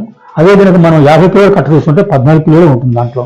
అదే కనుక 40 కిలోల కట్ట తీసుకుంటే ఇంకా దాన్ని బట్టి 14 కిలోల కట్ట కూడా తగ్గుద్ది. నాకేమో సుమారు 11 ఆ ప్రాంతంలో ఉంటుందన్నమాట దాంట్లో నత్రజని. ఈ అంకెలు మాత్రం కేవలం శాతాలు. 100 కిలోలకి ఇంత అని చెప్పేది తప్పితే ఆ కట్టలో ఇంత అని చెప్పడం మాత్రం కాదు. 28 కట్ట మనం 14 కిలోలు ఉండే నత్రజని, ఒక 14 కిలోలు ఉన్న సూపర్ ఫాస్ఫేట్, 14 కిలోలు ఉండే అమోనియం సల్ఫేట్ కానీ లేకపోతే యూరియా అని కలుపుకొని మనం 28 కట్టను తయారు చేసుకోవచ్చు. కానీ 28 అనకపోయినా సరే దానితో లాభం ఉంటుంది. ఊరికి ఎందుకు ఫలానా కట్ట రాజు అనేది కేవలం మోటు రైతులు అంటారు తప్పితే ఏ కట్ట రాజు కాదు. అన్నిట్లో కూడా వాటి పోషకాలను బట్టి దాని విలువ ఉంటుంది తప్ప కట్టకు విలువ ఏమీ ఉండదు. 28-28-0 అంటే అర్థం ఏంటి? ఒక 28-28-0 అనే ఒక ఎరువులో 100 కిలోలు ఎరువు తీసుకుంటే దాంట్లో 28 కిలోల నత్రజని ఉంటుంది, 28 కిలోల భాస్వరం ఉంటుంది. అది 100 కిలోలు తీసుకున్నప్పుడు అంటే ఈ శాతాలు ఇంతకు ముందు కూడా చెప్పుకున్నాం మనం 28% అని. కానీ కట్ట ఎప్పుడు కూడా 100 కిలోల కట్ట రాదు. 28 ఎప్పుడైనా 50 కిలోల కట్టలో వస్తుంది. కాబట్టి ఆ కట్టలో 14 కిలోలు నత్రజని 14 కిలోల భాస్వరం ఉంటుంది తప్పితే 28 అని ఉండదు. ఆ కట్ట మీద మాత్రం 28 రాస్తారు. కానీ మనం అంకెలు వేసి పొరపాటు పడకూడదు. అది అందరికీ తెలుసు. దాంట్లో 14 కిలోల నత్రజని 14 కిలోల భాస్వరం మాత్రమే ఉంటాయి. 28 అనే అంకెలు ఎప్పుడు కూడా శాతాన్ని సూచిస్తాయి తప్పితే దాంట్లో ఉన్న అమౌంట్ దాంట్లో ఉన్న మొత్తాన్ని మాత్రం ఇంకొక 0 ఉంది. దేనికి? అది 3 ఉంటాయి. ఎన్పికే అని ఉంది కదా. ఎన్ అంటే నత్రజని, పి పొటాషియం. ఆ 0 ఉంది కాబట్టి ఆ పొటాషియం దాంట్లో ఏమీ లేదు అని అర్థం. 0 ఉంటే ఏమీ లేదు అంటే కేవలం నత్రజని భాస్వరం ఉన్నాయి. 0 మాత్రం ఆ కట్టలో, పొటాషియం మాత్రం ఆ కట్టలో 0 అని అర్థం. 17 అంటే అర్థం 15 ఎన్పికే అని మనం తెలుసుకున్నాక ఎన్ అంటే మొట్టమొదటి అంకె 17, 2 అంకె 17, 3 అంకె 17. ఇవన్నీ శాతాలు. 3 ఎరువు 100 కిలోలు తీసుకుంటే దాంట్లో 17 కిలోల నత్రజని, 17 కిలోల భాస్వరం, 17 కిలోల పొటాషియం ఉంటాయి. కానీ కట్ట మాత్రం 50 కిలోలు వస్తుంది కాబట్టి ఆ కట్టలో 8.5 కిలోల నత్రజని, 8.5 కిలోల భాస్వరం, 8.5 కిలోల పొటాషియం మాత్రమే ఉంటాయి. ఆ 3 పదేళ్లను మనం చూసి మనం భ్రమపడకూడదు. ఇందాకలాగానే మనం 28 లాగానే 3 పదేళ్లు కూడా 8.5 కిలోల నత్రజని, 8.5 కిలోల భాస్వరం, 8.5 కిలోల పొటాషియం ఉంటుంది ఆ కట్టలో. మరి అంకెలు ఎందుకని ఇలా వేయడం? అంకెలేమో ఎక్కువ చూపిస్తున్నాయి, పర్సెంటేజ్ తక్కువగా ఉంటుంది. అంకెలు పర్సెంటేజ్ అంటే మిగతా పదార్థం అంతా ఈ పోషకాలన్నీ పట్టి ఉంచడానికి కొంత జడ పదార్థం అవసరం. ఇప్పుడు 3 పదేళ్ళు ఉంది, 3 పదేళ్ళు 51. ఆ కట్టలో 51 కిలోలు ఉండాలి కదా. 100 కిలోలు ఎందుకు ఉంటుందంటే ఆ మిగతా 45 కిలోలు 49 కిలోల జడ పదార్థం అది ఫ్యాక్టరీలో ఆ జడ పదార్థాన్ని ఉపయోగించి వీటిని కూడా కలిపి పట్టి ఉంచడానికి ఆ జడ పదార్థాన్ని వాడతారు. దానివల్ల ఏమీ ఉపయోగం ఉండదు. ఆఖరికి అది సేంద్రియ కర్బనం లాగా కూడా పనిచేయదు. ఊరికే ఆ కట్టను తయారు చేయడానికి వాడే వ్యర్థ పదార్థమే అది. మొత్తం మీద అసలు మాత్రం కట్టలో 51 పాళ్ళే పోషకాలు ఉంటాయి, మిగతా 49 వ్యర్థ పదార్థం. కాంప్లెక్స్ కట్టలు అణువు కాదు అని మీరు అంటారు, ఎందుకని? కాంప్లెక్స్ కట్టలు అణువు ఎందుకు కాదు అంటే ఇప్పుడు ప్రతి పైరుకి కూడా ఈ పైరుకి ఇంత నత్రజని కావాలి, ఈ పైరుకి ఇంత భాస్వరం కావాలి, ఈ పైరుకి ఇంత పొటాష్ కావాలి అని శాస్త్రజ్ఞులు నిర్ణయిస్తారు. అవి ప్రయోగశాలలో నిర్ణయిస్తారు. దాన్ని మనం దాన్ని ఎదిరించే సాహసం మనకి ఉండకూడదు. అయితే నత్రజని పలానా పైరు నత్రజని ఇంత కావాలని చెప్తారు కదా. మన పొలంలో అంతకు ముందే కొంత ఉంటే కాబట్టి అందుకని భూసార పరీక్ష కొంత చేస్తారు. భూసార పరీక్ష చేసి పైరులో ఇంత నత్రజని ఉంది ఇంతకు ముందే, కాబట్టి ఈ పైరుకి ఇంత నత్రజని కావాలి, కాబట్టి ఈ కావాల్సిన నత్రజనిలో నుంచి భూమిలో ఉన్న నత్రజని తీసేసి ఆ మిగతాది మాత్రం మీరు పైరుకు వాడాలి అంటారు. అయితే ఇక్కడ ఒక్కొక్క నత్రజని ఇన్ని కిలోలను వేయాలి శాస్త్రజ్ఞ ప్రకారం. భాస్వరం 8 కిలోల నుంచి మనం లెక్క తెలుస్తాం, పొటాషియం 8 కిలోల ప్రకారం లెక్క తెలుస్తాం. కానీ ఈ నిష్పత్తి ఏదైతే మన లెక్కల ప్రకారం వస్తుందో ఆ నిష్పత్తి ప్రకారం కాంప్లెక్స్ థియరీ ఏదీ ఉండదు. ఇప్పుడు 7 కిలోల నత్రజని కావాలి, 9 కిలోల భాస్వరం కావాలి. 7, 9 అనే కట్ట ఎక్కడ ఉండదు. మన పైరుకి, మన నేలకి, మనం వేసే కట్టకి, మనం వేసే పోషకాలకి ఉన్న అంకెలు ఏ ఫ్యాక్టరీ కూడా తయారు చేయలేదు. అది ఎందుకంటే ప్రతి పైరుకి ప్రతి నెలకి మనం వేసిన ఈ పంట దెబ్బను బట్టి కానీ, లేకపోతే మన మురగ జీలుని బట్టి కానీ, దాన్ని బట్టి కానీ అంకెలు మారుతూ ఉంటాయి. మన ప్రతి పైరుకి కూడా దాని అంకె వేరే ఉంటుంది తప్పితే ఈ కాంప్లెక్స్ ఎరువుల మీద ఉన్న అంకెల ప్రకారం ఏది కూడా కుదరదు. మనం ఖచ్చితంగా ఎరువుల ప్రకారం మన లెక్క ప్రకారం మనం పైరుకి అందించాలంటే మనం సూటి పోషకాలను మాత్రమే కలుపుకొని అందించగలం.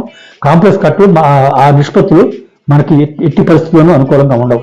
అందుకనే సూటి ఎరువుల్ని తగిన లెక్క తూచి నత్రజని ఎంత, భాస్వరం ఎంత, పొటాషియం ఎంత మనం కలిపి మన పొలానికి అందించగలం. కానీ కాంప్లెక్స్ కట్టు రూపంలో మాత్రం మనం ఖచ్చితంగా లెక్క ప్రకారం వేయటం మాత్రం అసాధ్యం. అందుకని నేనంట కాంప్లెక్స్ ఎరువులు అనుకూలం కాదు. అసలు కాంప్లెక్స్ ఎరువులు తయారు చేయడం మంచిది కాదు. అసలు దేశంలో కాంప్లెక్స్ ఎరువులు ఉండకూడదని కూడా నేనంట. ఈ మాట అనేది నేను ఒక్కనే చెప్తే శాస్త్రజ్ఞులు అనరు, రైతులు అనరు, ఎవరు అనరు. కాంప్లెక్స్ కట్టలను మనం తయారు చేసుకోవచ్చు అంటారా? కాంప్లెక్స్ కట్టను మనం తయారు చేసుకోవచ్చు. 28 ఉంది ఉంటే 14 కిలోలు ఉండే అమోనియం సల్ఫేట్ తీసుకోవచ్చు. అమోనియం సల్ఫేట్ లో 25% ఏముంటుంది అంటే ఒక 5 కిలోలు తీసుకుంటే 14 కిలోలు నత్రజని దాంట్లో వస్తుంది. తర్వాత భాస్వరం, సూపర్ ఫాస్ఫేట్ లో 16 కిలోలు భాస్వరం ఉంటుంది. కొద్దిగా తగ్గించి సూపర్ కట్ట ఒకటేసుకుంటే అది 14, ఇది 14 అయిపోతుంది. అయిపోయినప్పుడు 28 కింద లెక్క అవుతుంది ఆ కట్ట. మనం కలుపుకున్న కట్ట అది కాంప్లెక్స్ కట్ట కాదు, మిశ్రమం కట్ట అనమాట. అది మనం ఫ్యాక్టరీలో తయారు చేయలేదు కాబట్టి, మనం తారాలతో కలుపుకున్నాం కాబట్టి అది కాంప్లెక్స్ అనరు. కానీ ఫ్యాక్టరీలో తయారు చేసిన 28 కట్ట కంటే మనం తయారు చేసుకున్న 28 ఎక్కువ శ్రేష్టంగా ఉంటుంది. ఎందుకంటే ఎక్కువ శ్రేష్టంగా ఉంటుంది, డబ్బు కూడా తక్కువ ఖర్చు అవుతుంది. ఎందుకు మరి కాంప్లెక్స్ కట్టల విలువలు ఎక్కువగా ఉంటాయి, ఎందుకో తెలియదు. అంతేకాకుండా పైపెచ్చు వీటి జనాలు వేల మూలంగా కూడా కొంత బ్లాక్ లో అమ్ముతారు. బ్లాక్ లో అమ్మినప్పుడు ఇంకా విపరీతంగా వాటి రేట్లు పెరిగిపోతాయి. దానివల్ల రైతు తీవ్రంగా నష్టపోతాడు తప్పితే అతనికి ఏమి ఉపయోగం ఉండదు. మనం కలుపుకున్న కాంప్లెక్స్ కట్టు, మనం కలుపుకున్న మిశ్రమ కట్ట అది ఎక్కువ నాణ్యంగా ఉంటుంది. ఎందుకంటే మనం అమోనియం సల్ఫేట్ నత్రజని కోసం అమోనియం సల్ఫేట్ కట్ట తీసుకుందాం అనుకున్నాం. అమోనియం సల్ఫేట్ లో సల్ఫర్ ఎక్కువగా ఉంటుంది. ఆ సల్ఫర్ మనకి మన పొలం కనుక ఉప్పు నేలైతే ఈ సల్ఫర్ దాన్ని తటస్థం చేసి చాలా వరకు ఉప్పును తగ్గిస్తుంది. అదే కానీ కాంప్లెక్స్ కట్టలో సల్ఫర్ ఉండదు. తర్వాత ఇంకా అమోనియం సల్ఫేట్ కట్టలో ఇంకా కాపర్ అని, ఇంకా అయ్యని ఇంకా 3-4 సూక్ష్మ పోషకాలు ఉంటాయి. అవి కాంప్లెక్స్ కట్టలో ఉండవు. అట్లనే మనం భాస్వరం కోసం వాడిన సూపర్ ఫాస్ఫేట్ ఉంటుంది. దాంట్లో కాల్షియం ఉంటుంది, సల్ఫర్ ఉంటుంది, తర్వాత ఇంకా కొన్ని రాగి ఉంటుంది, కొన్ని ఇంకా సూక్ష్మ పోషకాలు ఉంటాయి. ఈ సూక్ష్మ పోషకాలు, మామూలు పోషకాలు ఇవన్నీ కలిపితే ఎంతో ఎంతో ఎంతో లాభదాయకం కాంప్లెక్స్ కట్ట కంటే కూడా. కాంప్లెక్స్ కట్ట డబ్బు పిచ్చి పెట్టాలి, బ్లాక్ లోను కొనాలి, తర్వాత లాభము కాదు. కాబట్టి కాంప్లెక్స్ ఎరువులు వాడటం అనేది నా ఉద్దేశంలో అసలు అది మంచిది కానే కాదు. మనం తయారు చేసుకున్న కాంప్లెక్స్ కట్టలకి, కంపెనీలో తయారు చేసిన కాంప్లెక్స్ కట్టలకి ఏంటి తేడా? కంపెనీ తయారు చేసిన కాంప్లెక్స్ కట్టల్లో సూక్ష్మ పోషకాలు ఉండవు. మనం తయారు చేసుకున్న కాంప్లెక్స్ కట్టల్లో అమోనియాలు సూక్ష్మ పోషకాలు ఉంటాయి, అవి దీంట్లోకి వచ్చేస్తాయి. సూపర్ ఫాస్ఫేట్ లో పోషక పదార్థాలు అవి దీంట్లోకి వచ్చేస్తాయి. పొటాషియం కూడా దాంట్లో కలుపుతాం, దాంట్లో కూడా సల్ఫర్ ఉంటుంది, అది కూడా దీంట్లో కలుపుతుంది. దీన్ని బట్టి ఎన్నో సూక్ష్మ పోషక పదార్థాలు కూడా ఉంటాయి. కాబట్టి ప్రధాన పోషకాలతో పాటు మిగతా సూక్ష్మ పోషకాలు కూడా వస్తున్నాయి దీంట్లో. కాబట్టి మనం కలుపుకున్న కట్టలే ఎక్కువ నాణ్యంగా ఉంటాయి. నత్రజని యొక్క ఉపయోగం ఏంటి? నత్రజని ఉపయోగాలు కొద్దిగా ఎక్కువ ఉంటాయి. వీటి ఉపయోగాలు కొంచెం అయోమయంగా కూడా ఉంటాయి. ఒకసారి నత్రజని ఉపయోగం ఇదని, భాస్వరం ఉపయోగం ఇదని చెప్పి అంటారు. కానీ స్థూలంగా మనం చెప్పుకోండి పైకి నత్రజని మాత్రం కేవలం ఆకును పెంచుతుంది, పైరుని నల్లగా మారుస్తుంది, తర్వాత మొక్క దృఢంగా తయారు చేస్తుంది. దీనివలన అయితే నత్రజని లక్షణం పని అనేది భాస్వరం ఏంటంటే మొక్క దృఢంగా చేస్తుంది, ఇలాగా ఇందాక నత్రజని చేసినట్టుగానే. తర్వాత వేలను బాగా అభివృద్ధి చేస్తుంది, తర్వాత గింజ నాణ్యతని పెంచుతుంది, ఇది భాస్వరం లక్షణం. తర్వాత పొటాషియం ఏంటంటే గింజ నాణ్యతని పెంచుతుంది, పైరులో చెడుపడి రాకుండా అదుపులో ఉంచుతుంది. ఇంకా కొన్ని లక్షణాలు ఉన్నాయి. ఈ మొత్తం ఈ 3 లక్షణాలు ఒకటి లక్షణం ఇంకో దాంట్లో ఉంటుంది, ఇంకో లక్షణం ఇంకో దాంట్లో ఉంటుంది. కానీ కొన్ని లక్షణాలు ఒక దాంట్లో ఎక్కువ ఉంటాయి, కొన్ని లక్షణాలు ఒక దాంట్లో ఎక్కువ ఉంటాయి. ఈ లక్షణాలు కొంచెం లోతుగానే మనం చదువుకోవాలి. ఇటువంటి వీడియోలో అంత వివరంగా చెప్పడం అనేది సాధ్యం కాదు. పొటాషియం అనేది పోషక పదార్థం, పొటాషియం అనేది మూలకం. ఎప్పుడైనా సరే మనం పైకి వాడలేము. ఆఖరికి పొటాషియం మనం మనిషి శరీరానికి కూడా కావాలి. కానీ పొటాషియం రూపంలో మనం మనిషి శరీరానికి పనికిరాదు, పైకి పనికిరాదు, వెనికి పనికిరాదు. ఆ పొటాషియాన్ని మనకు పనికొచ్చే రూపంలో తయారు చేసుకునేదే పొటాషు. ఆ పొటాష్ పైకి తగినట్టుగా మనం ఉందన్నమాట. దాన్ని పొటాష్ తయారు చేసి ఆ పొటాషియం వాడతాం, పొటాషియంని వాడడం. ఆ పొటాషియం వాడితేనే మన పైకి లాభం, కానీ పొటాషియం వాడడం వల్ల లాభం ఉండదు. అట్లా మన మనిషికి కూడా మనం తయారు చేయడం పొటాషియం, కాకపోతే ఏంటంటే మన తినే ఆహారాల్లోనే కొన్ని ఆహార పదార్థాల్లో పొటాషియం ఉంటుంది, లోపల ఉంటుంది. అది స్వభావ సిద్ధంగా సహజంగానే దాంట్లో ఉంటుంది. అటువంటి పొటాషియం ఎక్కువగా ఉన్న మన తిండి పదార్థాలను మనం తింటే ఆ రకంగా మనకి ఆరోగ్యం బాగుంటుంది అని అట్లా ఈ వీటికి కూడా అంతే. పైరుకి కూడా మూలకాలను మనం అందించాం, పొటాషియంని మనం అందించాం, పొటాషియం అందిస్తాం. బుడిపెలు అంటే పప్పు జాతి పైర్లకి వేళ్ల మీద బుడిపెల్లాగా ఉంటాయి, అంటే బుటాల్లాగా కొన్ని ఉంటాయి అన్నమాట. అవి పప్పు జాతి పైర్లకే ఉంటాయి. జొన్న, మొక్కజొన్న, పసుపు, మిర్చి ఈ పప్పు జాతి పైర్లు కావు కాబట్టి వీటి వేళ్ల మీద బుడిపెలు ఉండవు. ఆ బుడిపెలు ఉండటం వల్ల ఆ బుడిపెల్లో లాభం ఏమిటి అంటే ఆ బుడిపెల్లో నత్రజని నిల్వ ఉంటుంది. ఎక్కడి నుంచి నత్రజని అది నిల్వ చేస్తుంది? బుడిపెలు మాత్రం నత్రజని నిల్వ చేయాలి, బుడిపెల్లో నిల్వ ఉంటుంది. నిల్వ చేసేది మాత్రం వేరే ఇంకోటి, అదే బ్యాక్టీరియా, రైజోబియం బ్యాక్టీరియా అని ఉంటుంది. అది గాలిలో నత్రజని సంగ్రహిస్తుంది. దానికి ఒకదానికి ఆ పవర్ ఉందన్నమాట. గాలిలో ఎంతో నత్రజని, గాలిలో ఎక్కువ భాగం నత్రజని, కానీ పైరు ఆ నత్రజని తీసుకోదు. పైరు తీసుకునే రూపంలో ఉండదు ఆ నత్రజని. కానీ రైజోబియం బ్యాక్టీరియా గాలిలో నత్రజని గ్రహించి అది తీసుకుపోయి బుడిపెల్లో నిల్వ చేస్తుంది. ఎందుకో మరి బుడిపెల్లో నిల్వ చేసిన తర్వాత ఆ బుడిపెల్లో ఉన్న నత్రజని భూమిలో కలిసినప్పుడు ఆ నత్రజని భూమికి ఉపయోగపడుతుంది. దానివల్ల నేల సారం పెరుగుతుంది, నేల సత్తువ పెరుగుతుంది, భూమికి నత్రజని చేరుతుంది అనమాట. వేళ్ల మీదనే బుడిపెలు ఉంటాయా? సాధారణంగా పప్పు జాతి పైర్లు అన్నిటికీ వేళ్ల మీద బుడిపెలు ఉంటాయి. కానీ ఒకే ఒక పైరు ఉంది, అంటే జీలుగ. అది కూడా జీలుగలో ఒక రకం జీలుగ. అది జీలుగలో చాలా రకాలు ఉన్నాయి, అది జీలుగలో ఒక రకం జీలుగ ఉంది. దాని పేరు సెస్బేనియా రొస్టేటా. ఈ సెస్బేనియా రొస్టేటా అనే పైరుకి వేళ్ల మీద బుడిపెలు కాకుండా కాండం మీద కూడా బుడిపెలు, అందుకని ఎక్కువ బుడిపెలు ఉంటాయి. కాబట్టి సెస్బేనియా రొస్టేటా ఎక్కువ బలాన్ని నేలకు అందిస్తుంది అని చెప్పి శాస్త్రజ్ఞులు చెప్తారు. రైజోబియం కల్చర్ అంటే ఏమిటి? మనం ఇందాక చెప్పుకున్నాం రైజోబియం బ్యాక్టీరియా గురించి. ఈ రైజోబియం బ్యాక్టీరియా బాగా వృద్ధి చెందడానికి, అది అసలైతే తనే వృద్ధి చెందుతుంది, కానీ ఇంకా బాగా వృద్ధి చెందడానికి రైజోబియం కల్చర్ అని కొన్ని ఫ్యాక్టరీలు తయారు చేస్తాయి. హైదరాబాద్ కూడా తయారు చేసేది రైజోబియం కల్చర్ తయారు చేస్తాయి. ఎంత ఖరీదు ఉండదు, ఒక ప్యాకెట్ ఖరీదు ₹1-2 కంటే ఎక్కువ ఉండదు. వాటిని విత్తనాలు పట్టించి ఆ కల్చర్ని పచ్చిరొట్ట విత్తనాలు పట్టించి వెదబెడితే రైజోబియం బ్యాక్టీరియా మామూలుగా వృద్ధి చెందే కంటే కూడా ఇంకా ఎక్కువగా వృద్ధి చెందుతుంది. ఆ కల్చర్ అనేది ఇంకా ఎక్కువ బ్యాక్టీరియాని ఉత్పత్తి చేస్తుంది అనమాట. ఎక్కువ బ్యాక్టీరియాని ఉత్పత్తి చేస్తే ఎక్కువ నత్రజని తీసుకొచ్చి బుడిపెల్లో స్టోర్ చేస్తుంది. అందుకని రైజోబియం కల్చర్ని ఇదివరకు బాగా వాడేవాళ్ళు, ఇప్పుడు ఎందుకో దాని పేరు ఎక్కువగా వినపట్టలేదు. జీలుకిన రైజోబియం కల్చర్ వేరే ఉంటుంది, పెసరపైరుకి ఉంటుంది, మినపైరుకి ఉంటుంది. వేటికి ఏ పైరుకి ఆ పైరుకి వేరువేరుగా కల్చర్ ఉంటుంది. ఆ కల్చర్ని పట్టిస్తే వాడితే బాగా లాభం అని చెప్పి శాస్త్రజ్ఞులు అంటారు. అది శాస్త్రజ్ఞుల మాట మనం నమ్మాలి, నేను మాత్రం దాన్ని నిర్ధారించలేను. పప్పు జాతి పైర్లు భాస్వరాన్ని బాగా వినియోగించుకుంటాయా? అవును, పప్పు జాతి పైర్లు భాస్వరాన్ని బాగా తింటాయి. అదే వరి పైరు అయితే ఎక్కువ తిందు. భాస్వరం బాగా వేసినా కూడా కొంతవరకు తిని కొంత వదిలి పెడతాయి. అందుకని వరి పైరుకి కావాల్సిన భాస్వరం కంటే కాస్త ఎక్కువ వేయాలి. ఎక్కువ వేస్తే ఎక్కువ తింటుంది కాబట్టి వరి పైరుకి భాస్వరం కావాల్సిన దానికంటే కొంచెం ఎక్కువ వేస్తారు. కానీ పప్పు జాతి పైరు అలా కాదు. పప్పు జాతి పైరు వేసిన భాస్వరాన్ని మొత్తాన్ని తీసుకుంటుంది కాబట్టి పప్పు జాతి పైరు భాస్వరాన్ని ఎక్కువగా వినియోగించుకుంటుంది. పప్పు జాతి పైరు కానిది వేరే ఉంటే అది మాత్రం భాస్వరాన్ని బాగా వినియోగించుకోదు. అది కాంప్లెక్స్ కట్ అయినా సరే, సూపర్ ఫాస్ఫేట్ అయినా సరే, DAP అయినా సరే, ఏదైనా సరే దాంట్లో ఉన్న భాస్వరాన్ని పప్పు జాతి పైర్లు ఎక్కువగా వినియోగించుకుంటాయి. వరి పైరు భాస్వరాన్ని బాగా వినియోగించుకోవాలంటే ఉపాయం? వరి పైరు భాస్వరాన్ని బాగా ఉపయోగించుకోవాలంటే పచ్చిరొట్ట పైరు వేసి, పచ్చిరొట్ట పైరు వెద చల్లక ముందే సూపర్ ఫాస్ఫేట్ కానీ, సూపర్ ఫాస్ఫేట్ ముఖ్యంగా వేస్తే బాగుంటుంది. అది వేసి పైరుని పెంచితే మనం సూపర్ ఫాస్ఫేట్ రూపంలో వేసిన భాస్వరాన్ని పచ్చిరొట్ట పైరు బాగా వినియోగించుకుంటుంది. ఇందా మనం చెప్పినట్టుగా పచ్చిరొట్ట పైరు భాస్వరాన్ని బాగా వినియోగించుకుంటుంది. మనం వేసిన భాస్వరాన్ని మొత్తాన్ని కూడా జీలుగ తింటుంది. అది జీలుగలో ఉంటుంది అనమాట, ఎక్కడికి పోదు. ఆ జీలుగను మొదలున్నప్పుడు మొత్తం అది తీసుకున్న భాస్వరం మొత్తం మళ్ళీ భూమికి చేరుతుంది.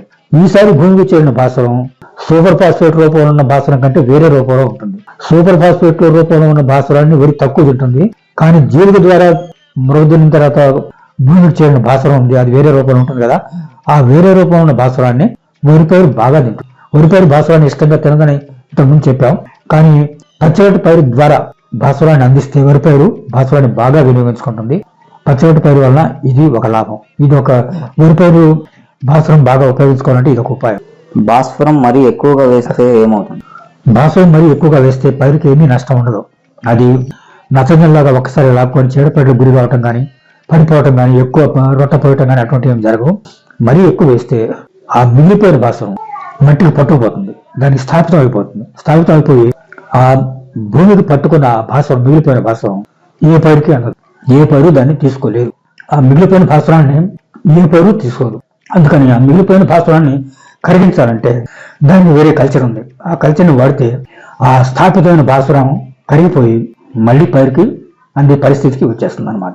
కొత్తగా పొలాలను వరి సాగుకి తేవాలంటే అచ్చుకట్ట అవసరమా? అచ్చుకట్ట లోతుపాతులేమి?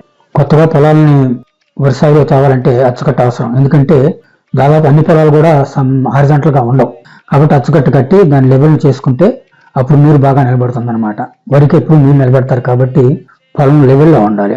పొలం లెవెల్లో ఉండాలంటే అచ్చుకట్ట కట్టి లెవెల్కి తీసుకొస్తారు. అయితే దాదాపు ఒక అరెకరం పొలం, ఒక అరెకరం మడి దాకా ఉంచడం చాలా మందికి ఇష్టం. బాగా చిన్న చిన్న మళ్ళీ అయితే వ్యవసాయం కష్టం కూడా. తర్వాత గట్లకు కూడా విస్తీర్ణం చాలా వృధా అయిపోతుంది. అందుకని సుమారుగా ఒక అరెకరం కంటే కొంచెం పెంచున్నా 30 ఎకరం ఉన్నా కూడా మరి వ్యవసాయాలకి దీర్ఘకాలికంగా చూసుకుంటే చాలా ప్రయోజనకరంగా ఉంటుంది. అయితే మొట్టమొదటిని మనం బుల్డోజర్తో కానీ ట్రాక్టర్తో కానీ లేకపోతే మనుషులతో కానీ లెవెల్ చేస్తే మొట్టమొదటి సంవత్సరం లెవెల్ వస్తుంది. కానీ ఆ పోత మట్టి అనేది సతికిపోతుంది, కాంపాక్ట్ అయ్యి మళ్ళీ లెవెల్ చెడిపోతుంది. వచ్చే సంవత్సరం చూసుకుంటే మళ్ళీ అటేపు లెవెల్ అటేపు భూమి మళ్ళీ ఎత్తుగా తయారవుతుంది, ఇది కుంగిపోతుంది. అందుకని మళ్ళీ రెండోసారి కూడా మళ్ళీ ట్రాక్టర్ పెట్టో లేకపోతే మనుషులు పెట్టో లేకపోతే బుల్డోజర్ని పెట్టో దేన్ని ఒకటే మళ్ళీ లెవెల్ చేయించాలి. మళ్ళీ లెవెల్ చేయించిన తర్వాత లెవెల్గానే ఉంటుంది. ఇట్లా కనీసం 3 సంవత్సరాలు 4 సంవత్సరాలు దాకా ఇట్లా మారిస్తేనే అప్పుడు ఫైనల్ గా లెవెల్కి వస్తుంది. కానీ మొట్టమొదటి రమ్మంటే రాదు. మనం ఏ క్యాలిక్యులేషన్స్ చేసినా ఉపయోగం లేదు. క్యాలిక్యులేషన్స్ చేసి మనం లెవెల్ చేసిన దానిలో ఉపయోగం ఏమాత్రం ఉండదు. అది మామూలుగా ఏటా కొంత సరి చేస్తూ లెవెల్ తెచ్చుకోవటం, ఇక అంతకంటే వేరే మార్గం లేదు. ప్రతి ఏటా కూడా లెవెల్ చేయించాలి. అట్లా 5-6 సంవత్సరాలు లెవెల్ చేసిన తర్వాత అది పూర్తిగా ఎంతవరకు అయితే అణుగుతుందో అంతవరకు అణిగిపోతుంది బట్టి ఇక అణగడానికి ఏమి ఉండదు. కాబట్టి అప్పుడు లెవెల్ ఫైనల్ గా ఉంటుంది. తర్వాత 4 వైపులో కూడా దుగాలు అంటారు, కట్టలనే దుగాలు అంటారు మామూలుగా. ఈ బుల్డోజర్తో కానీ మనుషులతో కానీ లేకపోతే ట్రాక్టర్తో కానీ కట్టలు పోస్తే అవి ఎంతో బోరుగా ఉంటాయి.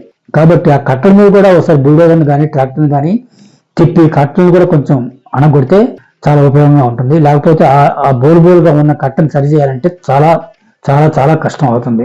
ప్రతి ఏటా కూడా ఆ కట్ట కుంగుతుంది.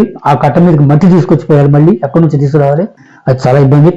నిజంగా దుగాలని కంట్రోల్ చేయడం అనేది, దుగాలని సరి చేయడం అనేది పెద్ద సమస్యగా ఉంది.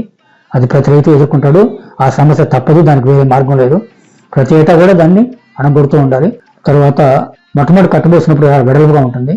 అది బాగా అణిగిన తర్వాత మనం కొంచెం దాన్ని సరి చేసి కొంచెం వెడల్పు తక్కువ చేయొచ్చు. కానీ మరీ తక్కువ చేస్తే మాత్రం ఆశపడి ఎక్కువ విస్తీర్ణం కలుస్తుంది. మరీ దుగాన్ని తక్కువ చేయకూడదు. తక్కువ చేస్తే మాత్రం అది నీళ్ళని ఆపలేదు, ఎక్కువగా గండ్లు పడుతూ ఉంటాయి.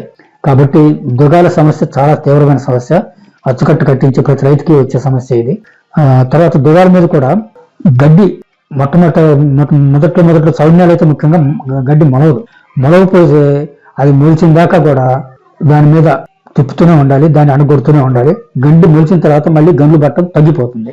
మామూలుగా గరపనాలైనా నల్లనాలైనా కూడా గడ్డి వెంటనే పడుతుంది, కానీ చౌన్యాలకి పట్టదు. తర్వాత దుగాలు కూడా ఎక్కడైతే మనం అవుట్లెట్స్ పెడతాం, ఇన్లెట్స్ కానీ అవుట్లెట్స్ కానీ పెడతాము, అంటే మెదులు అంటారు తెలుగులో, మెదులు ఎక్కడైతే పెడతామో అక్కడ నీళ్లు ప్రవహించి దుగాన్ని కోసేటట్టుగా చేస్తుంది, కోస్తుంది కూడా.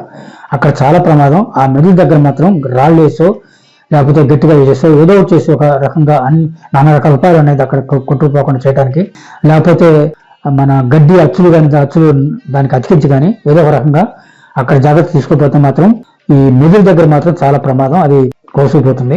ఇట్లా దుగాల్ని మరి 5-6 సంవత్సరాల దాకా మాత్రం అది ఫైనల్ గా లెవెల్కి రాదు. వచ్చిన తర్వాత పెద్ద సమస్య ఉండదు. కానీ పెద్ద మళ్ళు తయారు చేసుకోవడం మంచిది.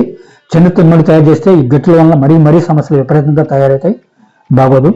చిన్న గట్లు అవసరమే, కానీ పెద్ద మడికి ఒక పెద్ద గట్టు వేసిన దానికంటే కూడా చిన్న గట్టు మొత్తం కలుపుకుంటే ఆ గట్ల వల్ల వృధాగా పోయే నేల ఎక్కువగా ఉంటుంది. కాబట్టి చిన్న మళ్ళు అనవసరం. ట్రాక్టర్ తిరగటం కూడా కష్టం, పెద్దానికి కూడా ఇబ్బంది అవుతుంది. కాబట్టి పెద్ద మళ్ళు చేయించుకోవాలి. 4-5 ఏళ్ళు వరుసన అచ్చుకట్టు కట్టి వరుసన లెవెల్ చేయించాలి. ఒక 5-6 ఏళ్ళు కాదు, 10 ఏళ్ళ దాకా కూడా దుగాలని బాగా అడగదొక్కించి ఉన్నది. దుగాల మీద పొలం ఖాళీగా ఉన్నప్పుడు ట్రాక్టర్ తిప్పి కానీ బుల్డోజర్ తిప్పి కానీ దాన్ని అడగొడుతూ ఉంటేనే మంచిది. లేకపోతే బోల్ దుగాలని అదుపులో తెచ్చుకోవడం చాలా కష్టం అవుతుంది. ఇలాంటి జాగ్రత్తలు తీసుకొని అచ్చుకట్టు కట్టించుకోవాలి. అచ్చుకట్టు కట్టించడం మాత్రం పెద్ద సమస్య తక్కువ పనే. వరి వేసుకునే వాళ్ళకి ఈ అచ్చుకట్టు తప్పనిసరి. 28-28-0 లక్షణాలు ఏమిటి? 3-17 లక్షణాలు ఏమిటి? 28-28-0లో ఆ కట్టలో 28% నత్రజని ఉంటుంది. ఆ నత్రజనికి నత్రజని లక్షణాలు ఉంటాయి. రెండో అంక 28 భాస్వరం ఉంటుంది. ఆ భాస్వరానికి భాస్వరం లక్షణాలు ఉంటాయి.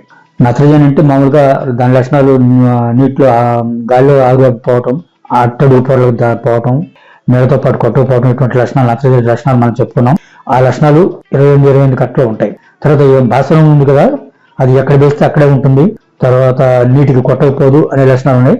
అది కూడా అలాగే ఉంటుంది. అంటే 28 కట్ట వేస్తే నష్టపోతే నత్రజని నష్టపోతాం కానీ భాస్వరం మాత్రం నష్టపోము. అందుకని నత్రజని లక్షణాలు భాస్వరం లక్షణాలు ఆ కట్టగా ఉంటాయి అన్నమాట. 3-17 కూడా అంతే. 3-17 మొట్టమొదటి 17 నత్రజని లక్షణాలు దాంట్లో కలిగి ఉంటాయి. 2-17 భాస్వరం లక్షణాలు దాంట్లో ఉంటాయి. 3-17 పొటాష్ లక్షణాలు కూడా దాంట్లో ఉంటాయి. 3 లక్షణాలు కూడా ఆ కట్టగా ఉంటాయి అన్నమాట. అట్లాగా యూరియా అమోనియా లాగా ఒకే లక్షణం ఒకే రకమైన లక్షణాలు కాంప్లెక్స్ కట్టలు ఉండవు.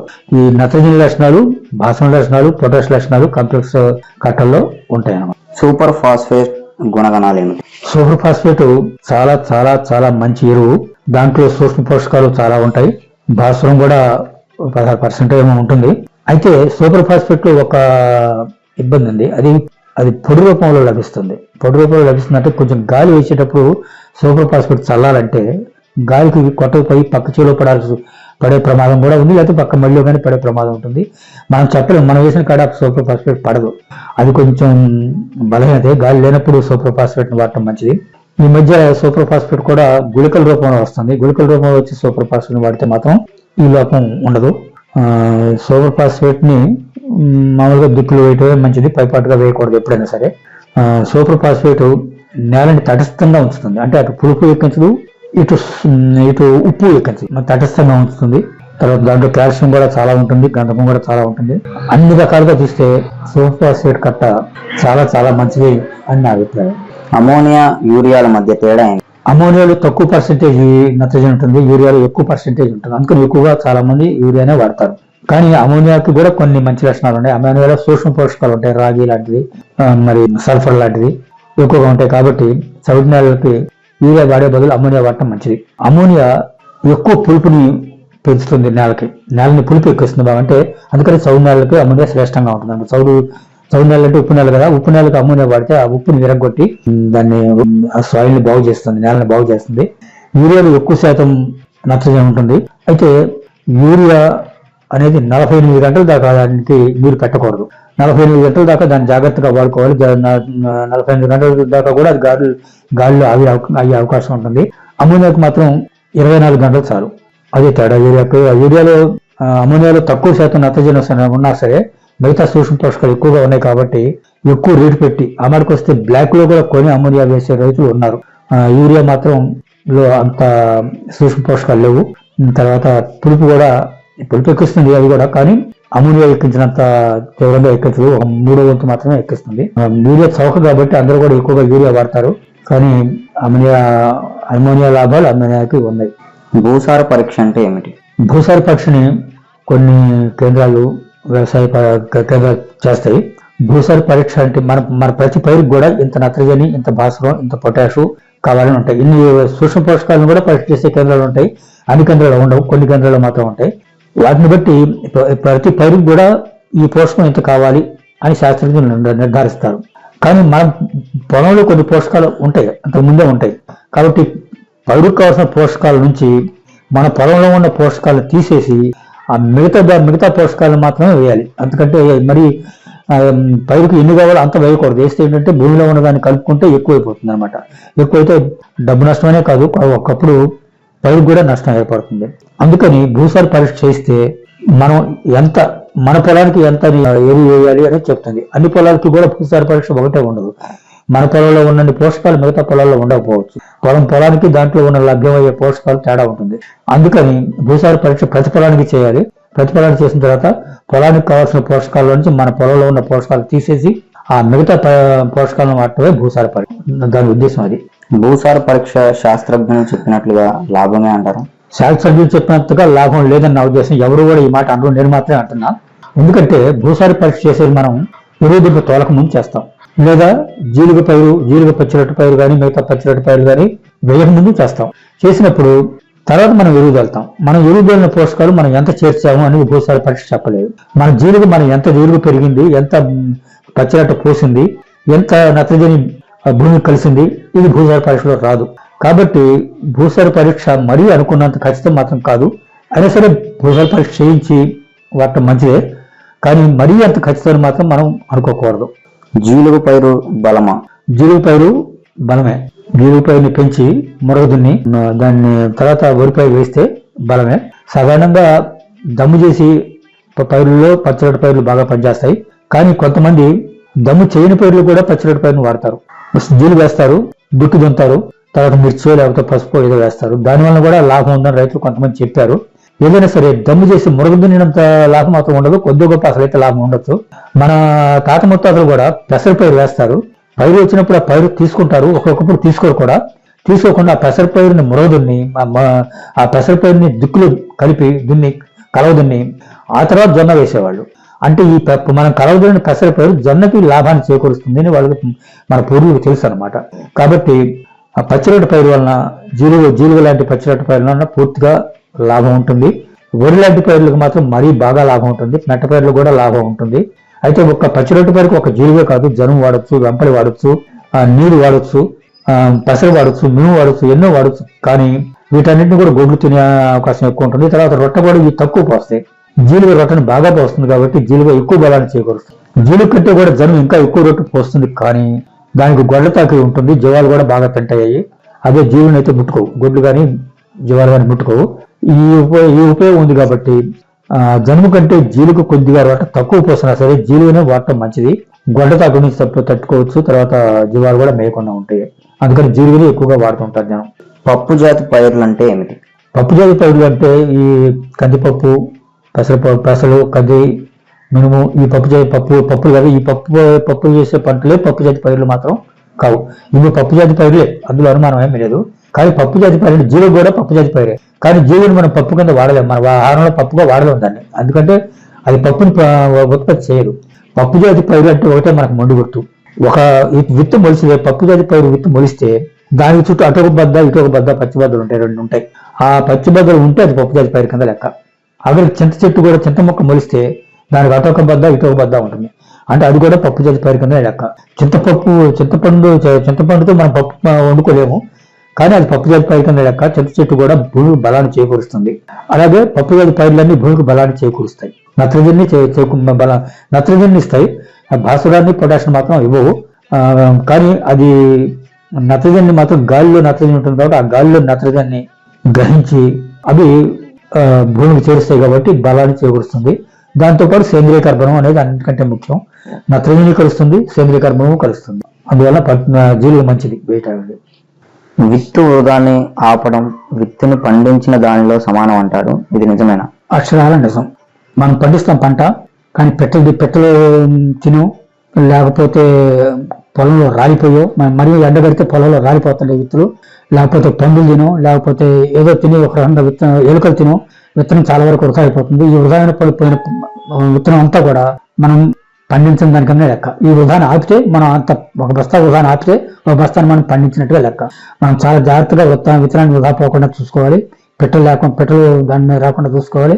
తర్వాత ఎలుకలు వాటిని పాడు చేయకుండా చూసుకోవాలి. అడవి పందులు రాకుండా చూసుకోవాలి. అడవి పందుల్ని మరి చంపితే మళ్ళీ అదొక నేరం. అది రాకుండా మనం కాపలా ఉండి జగ్గకి పోయి అక్కడ ఉండి పొలాల మీద పడుకొని ఎర్రలు పెట్టినా కూడా మళ్ళీ అది కూడా నేరం అనుకుంటాను నేను అనుకోవటం. అందుకని పొలాల మీద కాపలా ఉండి పందులు రాకుండా చూసుకోవాలి. చాలా జాగ్రత్తగా పొలాన్ని కాపాడుకోవాలి. వ్యవసాయ విజ్ఞానం ఎంత అవసరమో ఈ విత్తనాన్ని కాపాడుకోవడం కూడా అంతే అవసరం, చాలా ముఖ్యం. కాబట్టి విత్తనాన్ని వృధా కాకుండా రైతు రక్షించుకోవాలి. వ్యవసాయంపై రైతుకి అవగాహన ఎంత ఉండాలో అంతగా పొలాన్ని భద్రంగా ఉంచుకోవడము అవసరం అంటారు, అభిప్రాయం ఏంటి? పూర్తిగా నిజం. వ్యవసాయం గురించి నేర్చుకోవడం మంచిదే, కానీ గుడ్లు దాంట్లో పడకుండా, జీవాలు దాంట్లో పడకుండా మనం మన పొలాన్ని జాగ్రత్త చేసుకోవాలి. అది చేసుకోవాలంటే కాపలా ఉండాలి, చాలా కష్టం కూడా. అయినా సరే మనం తప్పనిసరిగా మన పొలాల్లోకి గుడ్లు కానీ జీవాలు కానీ రాకుండా చూసుకోవాలి. అడవి పందులు కానీ రాకుండా చూసుకోవాలి. తర్వాత గడ్డి కోసుకోవడానికి కూడా గడ్డి అని దీన్ని కోసుకోవడానికి వచ్చి కూడా రైతులు వద్దన్న కొద్ది లోపలికి వస్తారు. మంచిగా గడ్డి ఉంటే ఆ గడ్డి రోజుకుంటాం మేమంటే కూడా ఒప్పుకోకుండా అది మా గొడ్డు మేయాలా గడ్డిని కూడా ఆపుతూ ఏంటని చెప్పి బలవంతాన్ని వచ్చి గడ్డిని కూడా మేపుతుంటారు. అట్లా మేపకుండా కూడా కట్టడి చేసుకోవాలి ఇతర రైతులు రాకుండా. పెద్దానికి కూడా పక్క రైతులు వచ్చి తగాదు పెట్టుకుంటుంటారు. ఇవన్నీ లేకుండా జాగ్రత్తగా మన పొలాన్ని కాపాడుకోవటం కూడా వ్యవసాయ విజ్ఞానంతో సమానంగానే ఉంది. దానికి కష్టపడాలి, కాపలా ఉండాలి, జనం తగాదులు పెట్టుకోవాలి, ఎన్నో సమస్యలు ఉన్నాయి. ఆ సమస్యలను రైతు అధిగమించాలి. ఇది కూడా ఒక ముఖ్యమైన విషయమే రైతుకి. పొలాలకు పోవడానికి కావాల్సిన రోడ్ల ప్రాముఖ్యం ఏమిటి? పొలాలకు మాత్రం రోడ్ల ప్రాముఖ్యత చాలా చాలా చాలా ఉంది. ఊళ్ళో రోడ్డు సరిగ్గా లేకపోయినా పర్వాలేదు, కానీ పొలాలకు పోయే రోడ్లు మాత్రం పటిష్టంగా ఉండాలి. లేకపోతే ఇప్పుడు కూలీ శని పోవాలన్నా సరే బైక్ మీద పోతున్నాడు, మోటార్ సైకిల్ మీద పోతున్నాడు అనమాట. ఎందుకంటే ఇక్కడ నుంచి ఒక 2 మైళ్ళు నడిచిపోయి అతను ఇక పొలంలో ఏం పని చేస్తాడు. కాబట్టి అతనికి రైతు పెట్రోల్ ఖర్చు అయిపోయినా, మోటార్ ఖర్చు అయిపోయినా, ఏది అయిపోయినా సరే మోటార్ సైకిల్ మీద పొలానికి పోయి పని చేసుకోవడం కూలీకి చాలా సుఖంగా ఉంది. రైతులు కూడా 4 పొలాలు చూసుకోవాలంటే బైక్ మీద పోయి చూస్తే చూడొచ్చు, కానీ ఇవాళ ఒక పొలం పోతే 2 పొలాలు పడడానికి అతని దగ్గర ఓపిక కూడా ఉండదు. అటువంటి రోడ్డు సరిగ్గా ఉంటే బైక్ మీద పోతాడు, లేకపోతే కారు మీద పోతాడు, లేకపోతే ఏదైనా మీద పోయి ఆ పొలాలని బాగా చూసుకోవచ్చు. తర్వాత రైతులు పొలం నుంచి పంట తీసుకుపోవాలన్నా, ఇంటికి తీసుకురావాలన్నా, ఇంట్లో నుంచి మందు కట్టలు పొలాలకు పోవాలన్నా, ఎరువు దెబ్బలు తోడుకోవాలన్నా, పెద్దానికి కూడా ట్రాక్టర్తో పని తగ్గుతుంది. ట్రాక్టర్ రాకపోగల ట్రాక్టర్ని బాగా వాడాలి. ఆ ట్రాక్టర్ కోసం మంచి రోడ్డు ఉంటేనే బాగుంటుంది, కానీ రోడ్డు బాగా లేకపోతే మాత్రం రైతు చాలా ఇబ్బందిగా ఉంటుంది. ప్రతి చేనుకు కూడా రోడ్డు సౌకర్యం ఉండాలి. రోడ్డు సౌకర్యం లేని రైతుకి నానా బాధలు ఉంటాయి. ఒక చేను నుంచి కట్టలు మోసుకొని పోవాలి, ఒక చేనులో నుంచి ఒడ్డు మోసుకొని రావాలి. ఇవన్నీ చాలా సమస్యలు ఉంటాయి. ప్రతి చేనుకు కూడా రోడ్డు సౌకర్యం ఉండేట్టుగా చూసుకోవాలి. తర్వాత రోడ్డు కూడా మట్టి రోడ్డు కాకుండా కాస్త కంకర రోడ్లు పోసే ఏదో వర్షాకాలంలో కూడా రాకపోకలకి ఎటువంటి ఇబ్బందులు లేకుండా, తర్వాత రోడ్లు గండు పడకుండా అవి బాగా ఉండి రోడ్లు పటిష్టంగా ఉంటే, తారు రోడ్డు ఉన్న లేకపోయినా కనీసం బురద కాకుండా దిగబడకుండా రోడ్లు ఉంటే వ్యవసాయదారుడికి ఎంతో లాభం. ఊళ్ళో సరిగ్గా రోడ్లు లేకపోయినా పర్వాలేదు, కానీ పొలాలు పోయే రోడ్డు మాత్రం పటిష్టంగా ఉండాలి. ఆ రోడ్లు ప్రభుత్వం వేయాలని. ఆ రోడ్లు ప్రభుత్వం వేయాలి, మనుషులతో అయ్యే పని కాదు. పంచాయతీలు కానీ, లేకపోతే మండలాలు కానీ, లేకపోతే ఎవరైనా వేస్తే ఆ రోడ్లు వేయాలి. ప్రభుత్వ నిధులతోనే ఆ రోడ్లు వేయాలి తప్పితే మనుషులతో అయ్యే పని మాత్రం కాదు. రైతుకు మధ్య పేచీలు ఎలా ఉంటాయి? రైతులతో పక్క చేను రైతులతో చాలా పక్క చేను రైతులతోనే కాదు, ఎక్కడి నుంచో వచ్చిన రైతులతో కూడా చాలా పేచీలు ఉంటున్నాయి. పెద్దానికి తగాదు పెట్టుకుంటుంటారు, రాళ్ళు పీకేస్తుంటారు. తర్వాత మంచిగా కోసిన వదల్ని పంచలు వేసుకుంటారు. తర్వాత మనం మంచిగా నీళ్ళు పెట్టుకుని ఇంటికి వస్తే వాడు మళ్ళీ ఇంకోసారి వెనక్కి పోయి మళ్ళీ మనకు వచ్చి నేను ఆఫ్ చేసి తన చేతి చేంజ్ పెట్టుకుంటుంటారు. ముఖ్యంగా చాలా మంది జువారు కాసేవాళ్ళు రాత్రిపూట వస్తుంటారు. ఆ వస్తూ మనం పెట్టుకొని నేను తిప్పేసుకొని వాళ్ళ చేలో పెట్టుకొని వస్తారు. మనం తెల్లారిపోయి చూసుకుంటే వాళ్ళ చేలో నీళ్ళు తనకలు ఆడుతుంటే మన చేలో నీళ్ళు ఉండవు. మనం ఎంత ప్రయత్నం చేసినా కూడా ఇబ్బంది అవుతుంది. తర్వాత పెద్దానికి కూడా మన కాలువలు ఉంటాయి, కాలువలో గడ్డి చెక్కుడు అని ఉంటుంది. నాకు ఈ కాలువతో పండిన అంటాడు రైతు. అందుకని ఇంకో రైతు తన ఖర్చుతో ఆ గడ్డి చెక్కుడు చెక్కించుకుంటే తర్వాత ఆ కాలంలో పూర్తిగా పైగాడు వాడుకుంటారు, కిందికి కూడా రానియకుండా. ఇంత ఖర్చు పెట్టి కూడా ఇతని నీళ్ళు ఖర్చు పెట్టినట్టు అతని నీళ్ళు ఉంటాయి. ఏంటంటే అడ్డంగా మాట్లాడతారు, న్యాయం లేదు, అన్యాయం లేదు, ఏది లేదు, సులాభం చేసుకుంటారు. ప్రతిదానికి రైతులతో తగాదులు పెట్టుకోలేక మనం చాలా ఇబ్బంది పడాల్సి వస్తుంది. ట్రాన్స్ఫార్మర్ మీద పర్మిషన్ లేకపోయినా సరే మోటార్లు పెట్టుకుంటూ ఉంటారు. ఆ మోటార్లు ఎక్కువైన కొద్ది మోటార్లు కాలిపోతూ ఉంటాయి. ఇట్లా చెప్పలేని సమస్యలు పక్క రైతులతో ఉంటాయి. ఈ సమస్యని అధిగమించడం చాలా కష్టం. మరి అది తగాదులు పెట్టుకోకుండా, దెబ్బలు ఆడుకోకుండా సామరస్యంగా రైతులతో మెలిగి ఉండాలి. తర్వాత ఒక రైతు అంటాడు కదా, నీ చేనికి నీళ్ళు చాలు, మా చేనికి నీళ్ళు కావాలంటాడు. అతనికి పెద్ద కొలత గురించి చెప్పినట్టుగా. అదే వివరం చెప్పడానికి నువ్వు నాకంటే చిన్నోడివి, నువ్వు నాకంటే ఏ తెలియనోడివి, నీచుడి నీళ్ళు రావచ్చని చెప్పి నాకెవరో నువ్వు సాక్ష్యం చేయడానికి అని చెప్పి మన అన్న కూడా మండిపట్టు పడతాడు. నీ చాలా ఇంతవరకు చాలు అంతే అని అంటారు. అటువంటిప్పుడు తగాదులు దిగాల్సి వస్తుంది. ఒకప్పుడు అవసరం తగాదులు దిగాలి కూడా, ఒకప్పుడు లీగల్గా పోవాలి, ఒకప్పుడు పోలీసులు రిపోర్ట్ అవ్వాలి, ఒకప్పుడు కోర్టుకు పోవాలి. ఇన్ని పనులు చేస్తేనే మనం రైతుగా జీవించగలం, కానీ లేకపోతే రైతుకు చాలా ఇబ్బందులు. బలహీనమైన రైతులు మాత్రం చాలా అందరూ కూడా ఇబ్బంది పెడతారు, అతన్ని చాలా బాధపడతారు. అతను పూర్వంలో ఉన్న నీటి సంఘాల వల్ల ఉపయోగాలు ఏంటి? నీటి సంఘాల వల్ల ఉపయోగం నాకు మాత్రం ఏమీ కనపడలేదు. మనకి ఎలక్షన్ అప్పుడు మాత్రం కొద్ది గొప్ప మనకి డబ్బులు చూపించు, లేకపోతే మన కులం అభిమానం చూపించు, ఏదో చూపించే వాళ్ళు ఎన్నికైతారు.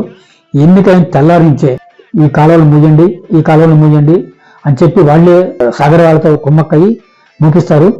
ఏంటంటే మీరంతా డబ్బులు పెట్టుకొని, లేకపోతే వాళ్ళు ఇదిగారని చెప్పి వీళ్ళతో మళ్ళీ డబ్బులు వసూలు చేసుకొని అది తింటారు. వాళ్ళు ఎలక్షన్ వాళ్ళు తింటారు, ఆ ఉద్యోగస్తులు తింటారు, రైతులు ఏపించుకొని తింటారు తప్పితే నీటి సంఘాల వాళ్ళు రైతులకి ఉపయోగం కానీ ప్రయోజనం కానీ ఏం చేసినట్టుగా నా కళ్ళకి ఏం కనపడలేదు. ఎప్పుడూ రైతులను దోసుకుందాని ప్రయత్నంలో ఉంటాయి తప్ప ఆ నీటి సంఘాల వల్ల ఉపయోగం లేదు. ఆ నీటి సంఘాలను ఇప్పుడు తీసేశారు, ప్రాణానికి హాయిగా ఉంది. సాగర్ కాలువ మీద ఎంతో మంది ఉద్యోగులు ఉంటారు, వారి వల్ల రైతులకు వచ్చే ప్రయోజనం ఏంటి? సాగర్ కాలువ మీద ఏఈలు అని ఉంటారు, జైలు అని ఉంటారు, అసిస్టెంట్ ఇంజనీర్లు అని ఉంటారు, తర్వాత లష్కర్లు అని ఉంటారు. వీళ్ళు చేసేది ఏమీ ఉండదు. మనం ఏదన్నా కళ్ళం కొట్టుకున్నప్పుడు కానీ నురుపులు చేసేటప్పుడు కానీ సాగర్ కాలువలో నుంచి నీళ్ళు వదిలిపెట్టి మన కళ్ళ మీద నీళ్ళు వచ్చేట్టుగా తయారు చేసి వస్తాం. మన కళ్ళం దగ్గరికి వచ్చి ఇతని వలన ఈ నీళ్ళు వస్తాయి, మన కళ్ళం చెడిపోద్దని చెప్పి భయపడి అతనికి 1 బస్తా 2 బస్తాలు వడ్లు ఇవ్వాలి. అట్లా మన దగ్గర తినడానికి తప్పితే వాళ్ళు ఉద్యోగస్తులు మనకి చేసే ఉపయోగం ఏదీ లేదు. ప్రతి వాళ్ళు కూడా తినడానికి తయారుగా ఉంటారు. ఎట్లా రైతుని ఏడిపిస్తే మనకి డబ్బులు వస్తాయా, ఎట్లా రైతుని ఏడిపిస్తే మనకి వడ్లు వస్తాయా అని ఈ రంగులోనే ఉంటారు తప్పితే వాళ్ళు మనకి చేసే ఉపయోగం ఒక్కటి కూడా ఉండదు. మనకి నీళ్ళు రావట్లేదు కంప్లైంట్ చేసినా కూడా మనకి నీళ్ళు వచ్చి ఏర్పాటు చేయరు. మన పొలానికి పైనుంచి వచ్చే రైతు మన పొలానికి వచ్చే నీళ్ళు ఆఫ్ చేశాడని చెప్తే కూడా అసలు వాళ్ళు రారు, ఆ సమస్యను పరిష్కారం చేయరు. ఏమీ లేదు, ఏదో అంటారు వాళ్ళు మనకి ఉపయోగం ఏమీ చేయరు. వాళ్ళ వల్ల నాకు మాత్రం ఏమీ ఉపయోగం కనపడలేదు. పైగా వాళ్ళు ప్రభుత్వ ఉద్యోగులు కూడా వాళ్ళు అయినా కూడా ఏం పని చేయరు. ఏమి మనకు వాళ్ళ వల్ల ఉపయోగం ఏమీ కనపడలేదు నాకు. వారు మన దగ్గర నుంచి మనకు నష్టాన్ని చేయటం, మన ఏడిపించడం తప్పితే, మన దగ్గర తినడం తప్పితే అంతకంటే వాళ్ళు చేసిన పని నాకేం కనపడలేదు. అసలు వారి బాధ్యతలు ఏముంటాయి? వాళ్ళ బాధ్యతలు ఎక్కడైనా కాలువ గండి పెడితే ఆ కాలువ వెంటనే పూడ్పించడం, తర్వాత కాలువలో ఎవరైనా దొంగతనంగా నీళ్లు పెట్టుకుంటే ఆ దొంగతనాన్ని అరికట్టడం, తర్వాత రైతులకు అందరికీ సక్రమంగా నీళ్ళు చూడటం, ఎవరైనా రైతు ఏదైనా సమస్య తీసుకొస్తే ఆ సమస్యని పరిష్కారం చేయటం, తర్వాత ఎవరైనా కాలువకు నీళ్ళు అడ్డు పెట్టి వేసుకుంటున్నారా అడ్డు తీసేయటం అని అది చేయటం, మరీ కాలువ లోగా వస్తుంటే అడ్డు పెట్టుకొని కూడా మీరు వేసుకోండి అని చెప్పి అడ్లు పెట్టుకోమని చెప్పి ఇవాళ మీరు పెట్టుకోండి రేపు ఇంకోళ్ళు పెట్టుకోండి అని చెప్పి అట్లా సాయం రైతుకు ప్రతి విషయంలో సాయం చేయటం వాళ్ళ విధి. కానీ ఎట్లా తినడానికి రైతులను నష్టపెట్టడం మాత్రం వాళ్ళ విధి కాదు, అది మాత్రం మంచిది కాదు. కానీ అలాగే జరుగుతుంది ఎక్కడైనా. మనం పోతంపల్లినే కాదు, ఎక్కడైనా వీళ్ళు చేసే పని అదే. మీ పొలంలో ఏమేమి పండించేవాళ్ళు? మా పొలం మంచి పొలం కాదు, చౌడు పొలం, కేవలం వరి పండించామండి నేను. ఆ తర్వాత నేను కొంత పొలాన్ని నల్లమట్టి తోలించి చెరువు మట్టి తోలించి బాగు చేయించా. తర్వాత నేను అమ్ముకున్న తర్వాత నేను నల్లమట్టి తోలించిన దాన్ని తర్వాత కొంత నేను వరి పండించిన దాంట్లో కూడా ఇప్పుడు మెట్టపైర్లు వేస్తున్నారు, పత్తి కానిటువంటి. ఎందుకంటే నేను 10 ఏళ్ళు 20 ఏళ్ళు నీళ్లు పెట్టి ఆ చౌడు పొలాన్ని విరిచా కాబట్టి విరిగింది. ఆ నీళ్లు పెట్టిన దాంతో విరిగిపోయింది. కొన్ని పంచరొట్లు వేయటం వల్ల కూడా విరిగిపోయింది. కొంత చౌడు తట్టుకునే పత్తి లాంటి పైర్లు పెరగడానికి అవకాశం లభించింది. తర్వాత నేను నల్లమట్టి దూరం దాంట్లో బాగానే అవకాశం లభించింది.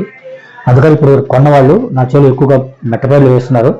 ఏదో 1 ఎకరం 2 ఎకరాలు ఊరేస్తారు, కానీ మిగతా వాటిలో అన్ని మెట్టపైర్లు వేస్తారు. నేను మాత్రం నా జన్మలో ఎప్పుడు మెట్టపైరు వేయలేదు. నత్రజనిని దఫదఫాలుగా వాడాలంటారా? ఎందుకని?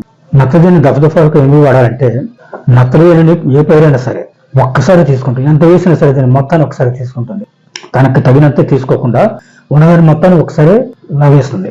అట్లా ఒకసారి లాగేసినందు వల్ల అది దానికి ఎక్కువ అయిపోయి నత్రజని రొట్టని అధికంగా పోస్తుంది. అవసరానికి మించి రొట్టని పోస్తుంది. తర్వాత చీడపీడలు కూడా గురి ఎక్కిపోయారు. అందుకని తర్వాత ఎక్కువగా వాడిన కొంత నత్రజని అట్టడుగు పొరకు జారిపోతుంది, కొంత నేల కొట్టుకుపోతుంది, కొంత ఆవిరైపోతుంది. ఇలా అన్ని విధాలుగా నష్టపోతారు. కాబట్టి నత్రజని దఫాలుగా వాడటం మంచిది. ఎన్ని ఎక్కువ దఫాలు వాడితే అంత మంచిదే. కానీ మరీ ఎక్కువ దఫాలు వాడాలంటే మాటిమాటికి రైతు కానీ కూలి కానీ పొలంలో తిరిగి చల్లాలంటే ఖర్చు ఎక్కువ అవుతుంది. అందుకని దమ్ములో ఒకసారి వాడమంటారు, మూనప్పుడు ఒకసారి వాడమంటారు, పిలకల దశలో ఒకసారి వాడమంటారు, చిరుపట్టు దశలో ఒకసారి వాడమంటారు. ఇలా 3-4 దఫాలు వాడితే చాలు. మరీ ఎక్కువ దఫాలు చేస్తే ఖర్చు ఎక్కువ అవుతుంది, లాభం తక్కువ ఉంటుంది. అసలైతే లాభం ఉంటుంది కానీ లాభం చాలా తక్కువ ఉంటుంది, ఖర్చు మరీ ఎక్కువ ఉంటుంది. అందుకని నత్రజని దఫాలుగా వాడాలి. దానివల్ల నత్రజని నష్టం కాదు. తర్వాత పైరు చెడపలు రావు, పైరు అధికంగా రొట్టపోయేదు. అందుకని దఫాలుగా వాడాలి. భాస్వరాన్ని మొత్తాన్ని దుక్కిలో లేదా ఆఖరి దమ్ములో వేయాలి. అవును, భాస్వరాన్ని మొత్తాన్ని కూడా దుక్కులోనే వేయాలి. లేకపోతే దుక్కు అంటేనేమో పెట్టపైర్లు ఆఖరి దుక్కులో వేయాలి, వరి పైరు ఆఖరి దమ్ములో వేయాలి. వేస్తే ఏమవుతుందంటే అది పైన ఉండకుండా భాస్వరం వేళ లెవెల్లో పోతుంది అనమాట. మనకి దమ్ము చేసినప్పుడు కానీ దుక్కులో కానీ పై పొరల్లో ఉండకుండా వేళ పొరల్లో పోతుంది అనమాట. అప్పుడు వేళ్ళు వాటిని ఆ భాస్వరాన్ని గ్రహిస్తాయి. భాస్వరం యొక్క లక్షణం ఏంటంటే అది ఎక్కడేస్తే అక్కడే ఉంటుంది. ఇప్పుడు పైన వేస్తాం భూమి మీద వేస్తే అక్కడే ఉంటుంది, కానీ వేళ లెవెల్కి పోదది. నీళ్లు పెట్టినా సరే పైన ఉంటుంది, ఆ భూమికి పట్టుకొని ఉంటుంది అనమాట. అంటే భూమికి పట్టుకుంటే ఇందాకట్లాగా స్థిరత్వం స్థాపితం అయిపోదు, కానీ అక్కడే ఉంటుంది. అంటే అట్టడు పొరలకు పోదు. భాస్వరం లక్షణం అది. అందుకని ఆఖరి దమ్ములో కానీ ఆఖరి దుక్కులో కానీ వేస్తే అది వేల లెవెల్లో ఉంటుంది కాబట్టి వేళ్ళకి అందుబాటులో ఉంటుంది కాబట్టి వేళ్ళు గ్రహిస్తాయి. ఏదో ఏదైనా కూడా వేళ్ళు గ్రహిస్తేనే పైరు పెరుగుతుంది కాబట్టి వేళ్ళ ద్వారానే అన్ని దానికి సరఫరా అవుతుంది కాబట్టి నత్రజని పైపాటుగా ఎప్పుడు వేయకూడదు. ఆఖరి దమ్ములో కానీ ఆఖరి దుక్కులో కానీ వేయాలి. అది ఏ పైరైనా సరే, వరే కానీ కందే కానీ పసుపే కానీ మిర్చి కానీ ఏ పైన సరే, ఆఖరికి పచ్చిరొట్ట పైరైనా సరే దుక్కులోనే వేయాలి కానీ పైన వేయకూడదు. నత్రజని భాస్వరాన్ని ఎప్పుడు కూడా వేయకూడదు. సూపర్ భాస్వరాన్ని కానీ వాటిని పైన చల్లకూడదు. రైతులు అంటారు కలుపు తింటుందని, ఆచరణలో సాధ్యం కాదా? కలుపు తింటుంది. మనం ముందే భాస్వరం వేస్తే కలుపు పెరుగుతుంది కదా, ఆ కలుపు భాస్వరాన్ని తింటుంది కదా, మరి మనం కలుపు తీసి బయట పారేస్తాం కదా. అది ఎలా అంటే కొంతవరకు రైతు చెప్పిన మాట వాస్తవమే అనిపిస్తుంది. కానీ మనం మరి పైన కలుపు తింటుంది కదా అని చెప్పి మనం వేళ లెవెల్లో కూడా పైన వేసినా కూడా లాభం ఉండదు కదా.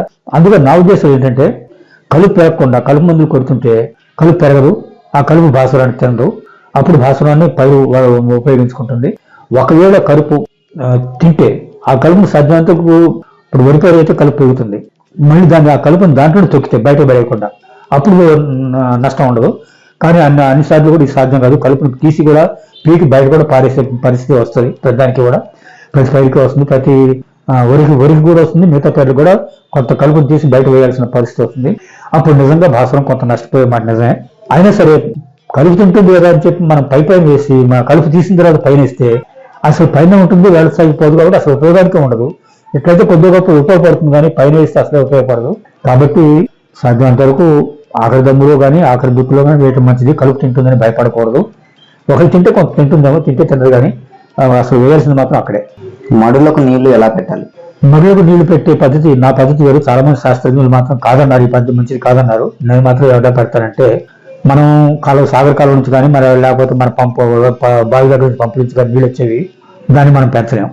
అవి ఎంత వస్తాయి అంతే వస్తాయి. అది ఒక మెది నుంచి మళ్ళీకి వస్తాయి. మెది అంటే ఏంటంటే ఇన్లెట్. మెదిని ఇన్లెట్ అంటారు, అవుట్లెట్ అంటారు. అది పొలంలో నీళ్లు చేరుస్తుంటేనేమో ఇన్లెట్ అంటారు, పొలం నుంచి బయట తీసేస్తుంటే అవుట్లెట్ అంటారు.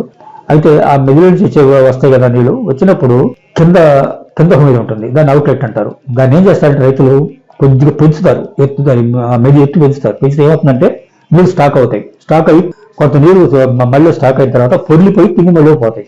దీన్ని ఎత్తు మెది పద్ధతి అంటారు. ఈ ఎత్తు మెది పద్ధతి నాకు ఇష్టం ఉండదు. మొత్తం కింది అవుట్లెట్ ని పూర్తిగా బంద్ చేసి ఇన్లెట్ నుంచి నీళ్లు వచ్చేటట్టుగా చేయాలి. 1 గంట కానీ 2 గంటలు కానీ అయితే 5-6 గంటలు కానీ మడి నిండిన దాకా ఉంచి పూర్తిగా మడి నిండిన తర్వాత అప్పుడు ఇన్లెట్ ని ఆఫ్ చేసి అవుట్లెట్ ని తెరిస్తే ఆ మెడిలో నిండిన నీరంతా కూడా బయటకు వచ్చేస్తుంది. బయటకు వచ్చినప్పుడు దాంట్లో ఉన్న వ్యర్థ పదార్థాలు, కొన్ని విషవాయువులు అవన్నీ కూడా ఉత్పన్నం అవుతాయి మళ్ళీ. ఆ విషవాయువులన్నీ కూడా కింది మళ్ళీ చేరతాయి. కింది మళ్ళీ చేరేటప్పుడు ఆ అవుట్లెట్ లో నుంచి కింది మళ్ళీ చేరేటప్పుడు దానికి ఒక నీళ్ళకి కదలిక ఉంటుంది. ఆ నీళ్లు దూకుతాయి, ఒక్కొక్కటి పారుతాయి. పారినప్పుడు ఆ విషవాయువులన్నీ గాలిలో కలిసిపోతాయి. దాంట్లో ఉన్న ఆ నీళ్ళలో ఉన్న విషవాయువులన్నీ కూడా గాలిలో కలిసిపోయి నీళ్లు తాజా అయిపోతాయి. తర్వాత ఏంటంటే చద్ది నీళ్ళు అవుతాయి నిలబడినప్పుడు. ఆ చద్ది నీళ్ళు కూడా మీ పారినప్పుడు కింది మళ్ళీ పోతున్నప్పుడు ఆ చద్ది అంతా వదిలిపోయి మళ్ళీ తాజా నీరుగా అవుతుంది. ఎత్తు మీద పెట్టినప్పుడు కింది అవుట్లెట్ తీసేసినప్పుడు ఇన్లెట్ నుంచి అవుట్లెట్ కి ఒక సరళ రేఖ లాగా గీస్తే ఆ సరళ రేఖ ఇటువైపు అటువైపు నీళ్లు కదలవు. ఇక్కడి నుంచి అంతవరకే పారుతాయి నీళ్లు. అంతవరకే పారినవి కాబట్టి ఆ చద్ది నీళ్ళు అనేవి ఉంటాయి. చద్ది నీళ్లు పైరు శ్రేష్టం కాదు. ఎప్పుడున్నా తాజా నీళ్ళే కావాలి. ఇప్పుడు సాగర కాలంలో నీళ్ళు అంటే అవి పారుతున్నాయి కాబట్టి ఎప్పుడు కూడా తాజాగా ఉంటాయి. అవి ఎప్పుడు సాగర కాలంలో నీళ్ళు ఎప్పుడు చద్ది నీళ్ళు కావు. మన మంచినీళ్ళలో బావుల్లో వాడకం లేకపోతే అవి చద్ది నీళ్ళు అయిపోతాయి, నీళ్ళు చెడిపోతాయి కూడా. వాడకం లేకపోతే నీళ్ళలో బావిలో నీళ్ళు చేరతాయి, కానీ సాగర కాలంలో నీళ్ళు చేరవు. ఎందుకంటే అది వాటిలో కదలిపోండి, ఆ కదలిక వల్ల చద్ది నీళ్ళు కాకుండా ఉంటాయి. అట్లనే మన పొలంలో నీళ్ళు కూడా మన మడిలో నీరు కూడా నిల్వ ఉండకుండా మొత్తం కూడా ఖాళీ అవుతుంటే చద్ది నీళ్ళు కాకుండా ఉంటాయి. పై మళ్ళీ ఉన్న చద్ది నీళ్ళు కింది మళ్ళీకి వచ్చి తాజా నీళ్ళు అవుతాయి. ఎందుకంటే దానిలో కదలిక వచ్చేస్తుంది. దానిలో ఉన్న విషవాయువులు గాలిలో కలిసిపోతాయి. దానిలో ఉన్న వ్యర్థ పదార్థాలు కూడా కిందికి వస్తాయి. కింది నుంచి మళ్ళీ కిందికి పోతాయి, చివరికి చేను బయటకు పోతాయి. అందుకని నేను అనుకోవటం ఏంటంటే మడి పూర్తిగా నిండిన తర్వాత నీళ్ళు ఒకసారి తీసేయాలి. మళ్ళీ తీసేసిన తర్వాత మళ్ళీ మెదులని బిగించి మళ్ళీ నీళ్లు పెట్టుకుంటూ ఉండాలి. అయితే మళ్ళీ ఇన్లెట్ ద్వారా మడిలో చేరేటప్పుడు 5-6 గంటలు పట్టచ్చు మడి నిండటానికి. కానీ తీసేసేటప్పుడు అది మన చేతిలో ఉంది. ఒక మడికి 5-6 మెదులు పెట్టచ్చు. పెడితే 5-6 మెదులు తీస్తే ఒక్కసారి నీళ్ళన్నీ బయటకు వచ్చేస్తాయి. ఒక మడిని పెద్ద మడిగా చేయకూడదు. చేస్తే ఏంటంటే అది అదుపులో లేకుండా పోతుంది. దాన్ని ఆ నీళ్ళని ఆఫ్ చేయాలన్నా దాన్ని ఏదైనా చేయాలన్నా కూడా మన కంట్రోల్లో ఉండదు. కాబట్టి మడికి ఒక 5-6 మిగులు పెట్టి ఆ మడిని ఖాళీ చేసి మళ్ళీ చిన్నగా 5-6 మిగుల్ని చిన్నగా బిగిస్తే బాగుంటుంది. ఇట్లా నీళ్లు పెట్టాలని నా అభిప్రాయం. ఇది నా సొంత అభిప్రాయం తప్ప నేను పుస్తకాలు చదివింది కాదు, శాస్త్రజ్ఞ నుంచి నేర్చుకుంది కాదు. నేను చెప్పే విషయాలు చాలా వరకు నేను నేర్చుకున్నాయే, నా సొంత కవిత్వం ఏమీ లేదు. కానీ ఈ విషయంలో మాత్రం ఇది నా సొంత అభిప్రాయం. మిగతాది 199 రూపాయలు నేర్చుకున్నాయి పుస్తకాల ద్వారా కానీ, రేడియో ద్వారా కానీ, యూట్యూబ్ ద్వారా కానీ, గరికపాటి శాస్త్రజ్ఞ చెప్పిన మాటల ద్వారా నేర్చుకున్నాయి తప్ప నా సొంత పద్ధతులు లేవు. కానీ ఈ విషయంలో మాత్రం నా అభిప్రాయం ఇట్లా. మంచి ఫలితాలను ఇస్తుందంటారా? మంచి ఫలితాలు నాకు ఇచ్చింది. నేను ఇట్లా 2-3-4 ఏళ్ళు నేను ఇట్లా వ్యవసాయం చేశాను సొంతంగా. నేను సొంతంగా నీళ్ళు పెట్టా, సొంతంగా తీసా. దానివల్ల నాకు మంచి ఫలితాలు ఇచ్చింది. దుష్ఫలితాలు ఏమీ ఇవ్వలేదు. నాకు నిలబెట్టి చేసిన పద్ధతి కంటే కూడా ఇది మంచిదని అనిపించింది నాకు. నీమ్ కోటెడ్ యూరియా అంటే ఏమిటి? ఇందాక మనం చెప్పుకున్నాం, యూరియా అనేది 48 గంటల దాకా కూడా అది పూర్తిగా భూమికి పట్టదు, ఆవిరైపోతూ ఉంటుంది, అట్టడి పొరలో పోతుంది, అంతా జరుగుతుంది. తర్వాత ఒక్కసారి పైరు కూడా దాన్ని బస్సం లాగేస్తుంది. నీమ్ కోటెడ్ ఏరియా అంటే వేప నూనెని కోట్ చేస్తారు, యూరియా గుళికలకి కోట్ చేస్తారు. దాంట్లో తిప్పితే అది అంటుకుపోతుంది. దానివల్ల యూరియా గాలిలో కరగటం తగ్గిపోతుంది. పైరు కూడా నెమ్మదిగా నత్రజని లాగుతుంది తప్పితే ఒకసారి లాగదు. అట్టడుగు పొరలు కూడా నత్రజని అంత తొందరగా దిగదు ఈ నీమ్ కోటెడ్ యూరియా. పూర్వం సొంతంగానే కోట్ చేసుకున్న వాళ్ళు, ఇది తారు అని అది అనేది పోసి చేసుకునే వాళ్ళు, ఇప్పుడు ఫ్యాక్టరీలో నుంచే నీమ్ కోటెడ్ యూరియా అని వస్తుంది. అది కొనుక్కోవడం మంచిది. మామూలు యూరియా కంటే కూడా నీమ్ కోటెడ్ యూరియా కొనుక్కొని వాడుకోవడం మంచిది. ఫలితాలు మాత్రం నా కళ్ళతో చూడలేదు, కానీ సిద్ధాంత రీత్యా నాకు ఈ సిద్ధాంతం చాలా మంచిది అనిపించింది. నీమ్ కోటెడ్ యూరియాని వాడటం మంచిది. వరి పైరుకి ఆరుదల అవసరమా? చాలా మంది అనుకుంటారు ఎప్పుడు కూడా నీళ్ళు ఉండాలి అని అనుకుంటారు, కానీ వరి పైరుకి కూడా ఆరుదల అవసరం. అయితే కొంతమంది రైతులు ఏమనుకుంటారంటే పిలకల దశ దాటిన తర్వాత ఒక 15 రోజులు 20 రోజుల దాకా కూడా ఎండబెట్టిన రోజులు ఉన్నాయి. నా కళ్ళ ముందు బోళ్ళంతమంది మన ఊరంతా కూడా ఎండబెట్టి నెరలు పెట్టిన దాకా కూడా ఎండబెట్టారు. అది నాకు నచ్చదు. అది ఎందుకు మరి దానివల్ల ఉపయోగం లేదని ఏమో రైతులు ఇప్పుడు ఆ పద్ధతిని మానుకున్నారు. కానీ వరి పైరు ఎప్పుడైనా సరే వరి పైరుకి కూడా ఆరుదల అవసరం. ఇప్పుడు వరి మొక్క ఒకటి కొద్దిగా ఎత్తు ప్రదేశాలు కనపడితే మనకి, అంటే నీళ్ళలో మోకుండా ఎత్తు ప్రదేశంలో ఉండి చుట్టూ నీరు ఉంటుంది, కానీ ఒక గడ్డలాగా ఉంటుంది, ఆ గడ్డ మీద ఉంటుంది వరి మొక్క. ఆ వరి మొక్క మిగతా వరి మొక్క కంటే శ్రేష్టంగా ఉంటుంది. ఎప్పుడు నీళ్ళలో ఉండే వరి మొక్క కంటే గడ్డ మీద వరి మొక్క చాలా శ్రేష్టంగా ఉంటుంది. ఎందుకంటే దానికి ఆరుదల ఉంది, ఎప్పుడు కూడా నీళ్ళలో మునిగి ఉండలేదు. అది వరి పైరుకి కూడా ఆరుదల చాలా ముఖ్యం అని చెప్పి 10 రోజులు 20 రోజులు నెరవేర్చిందా ఉంచడం మాత్రం శ్రేష్టం కాదు. వరి పైరుకి ఆరుదల రావాలంటే భూగర్భ దానికి వేరే పద్ధతులు ఉన్నాయి. వరి పైరుకి మాత్రం ఆరుదల చాలా అవసరం. దానివల్ల వరి పైరు చాలా దృఢంగాను బాగా ఏపుగా పెరుగుతుంది అనమాట. భూగర్భ మురుగునీటి పారుదల వరి పైరుకి అవసరమా? అవసరం. నా ఉద్దేశం అవసరం. చాలా శాస్త్రజ్ఞులు కూడా చెప్తారు, నేను కూడా దాన్ని శాస్త్రజ్ఞులు వాటిని ఒప్పుకుంటా. నాకు ఏం చేస్తారంటే పొలంలో గాడు తవ్వి దాంట్లో పైపులు వేస్తారు. పైపులు వేసి ఆ పైపులకి బొక్కలు ఉంటాయి, ఆ బొక్కల చుట్టూ కూడా ఒక స్పాంజ్ లాంటిది ఒకటి పెడతారు. ఏంటంటే ఆ బొక్కల్లోకి మట్టి పోకుండా ఒక సుమారుగా 3 అడుగులు 4 అడుగులు లోతున ఈ పైపులను వేస్తారు. ఇది చాలా ఖర్చుతో కూడిన పని, కానీ 10-15 ఏళ్ళ దాకా 10 ఏళ్ళ దాకా పనిచేస్తుంది. ఆ తర్వాత మళ్ళీ కొత్తగా వేసుకోవాల్సిందే. ఆ పైపులను ఏం చేస్తాయంటే పైన పెట్టిన నీరుని నెమ్మదిగా కొంత లాగుతాయి అనమాట. లాగినప్పుడు వరి పైరుకి ఆరుదల వచ్చినట్టుగా డ్రైనేజ్ అవుతుంది, ఆరుదల అవుతుంది. ఆ ఆరుదల అయిన వల్ల వరి మొక్కకి దాదాపు 25% దిగుబడి ఎక్కువ పెరుగుతుందని చెప్పి శాస్త్రజ్ఞులు చెప్తారు. నేనైతే ప్రయోగాత్మకంగా చూడలేదు, కానీ శాస్త్రజ్ఞుల మాట నేను నమ్ముతాను. వాళ్ళు ప్రయోగాలు చేసి చెప్పారు, ఒట్టి మాటలేం చెప్పరు వాళ్ళు. భూగర్భ డ్రైనేజీ వరి పైరుకి చాలా చాలా ముఖ్యం. పైపులు వేసి కానీ చేసి, అయితే ఈ పైపులు వేసి ఈ నీరంతా కూడా ఒకసారి చేరుతుంది. చేరినప్పుడు ఆ నీరు పొలం నుంచి బయటకు వెళ్ళకపోవాలి. పొలం బాగా ఎత్తుగా ఉంటే మాత్రం మామూలుగా దానంతరదే పోతుంది, కానీ కొన్ని పొలాలకు ఎత్తుగా ఉండవు, అన్ని కూడా సమ లెవెల్లో ఉంటాయి చాలా మడులు. అప్పుడు ఏం చేస్తారంటే పొలం మధ్యలో చిన్న బావి లాంటి తవ్వుతారు. అంటే సుమారుగా 1 అడుగు 2 అడుగులు 3 అడుగుల వ్యాసంతో ఒక బావిని తవ్వుతారు. ఈ పైపుల్లో వచ్చిన మురుగు నీరంతా కూడా ఆ బావికి చేరుతుంది అన్నమాట. ఆ బావిలో చేరిన తర్వాత ఆ బావికి పంపు పెడతారు. పంపు పెట్టి ఆ నీటిని పొలం బయటికి డొంకలకు కానీ లేకపోతే వేరే చోటకి కానీ పంపిస్తారు. అటువంటిప్పుడు ఆరుదల బాగా అవుతుంది అన్నమాట.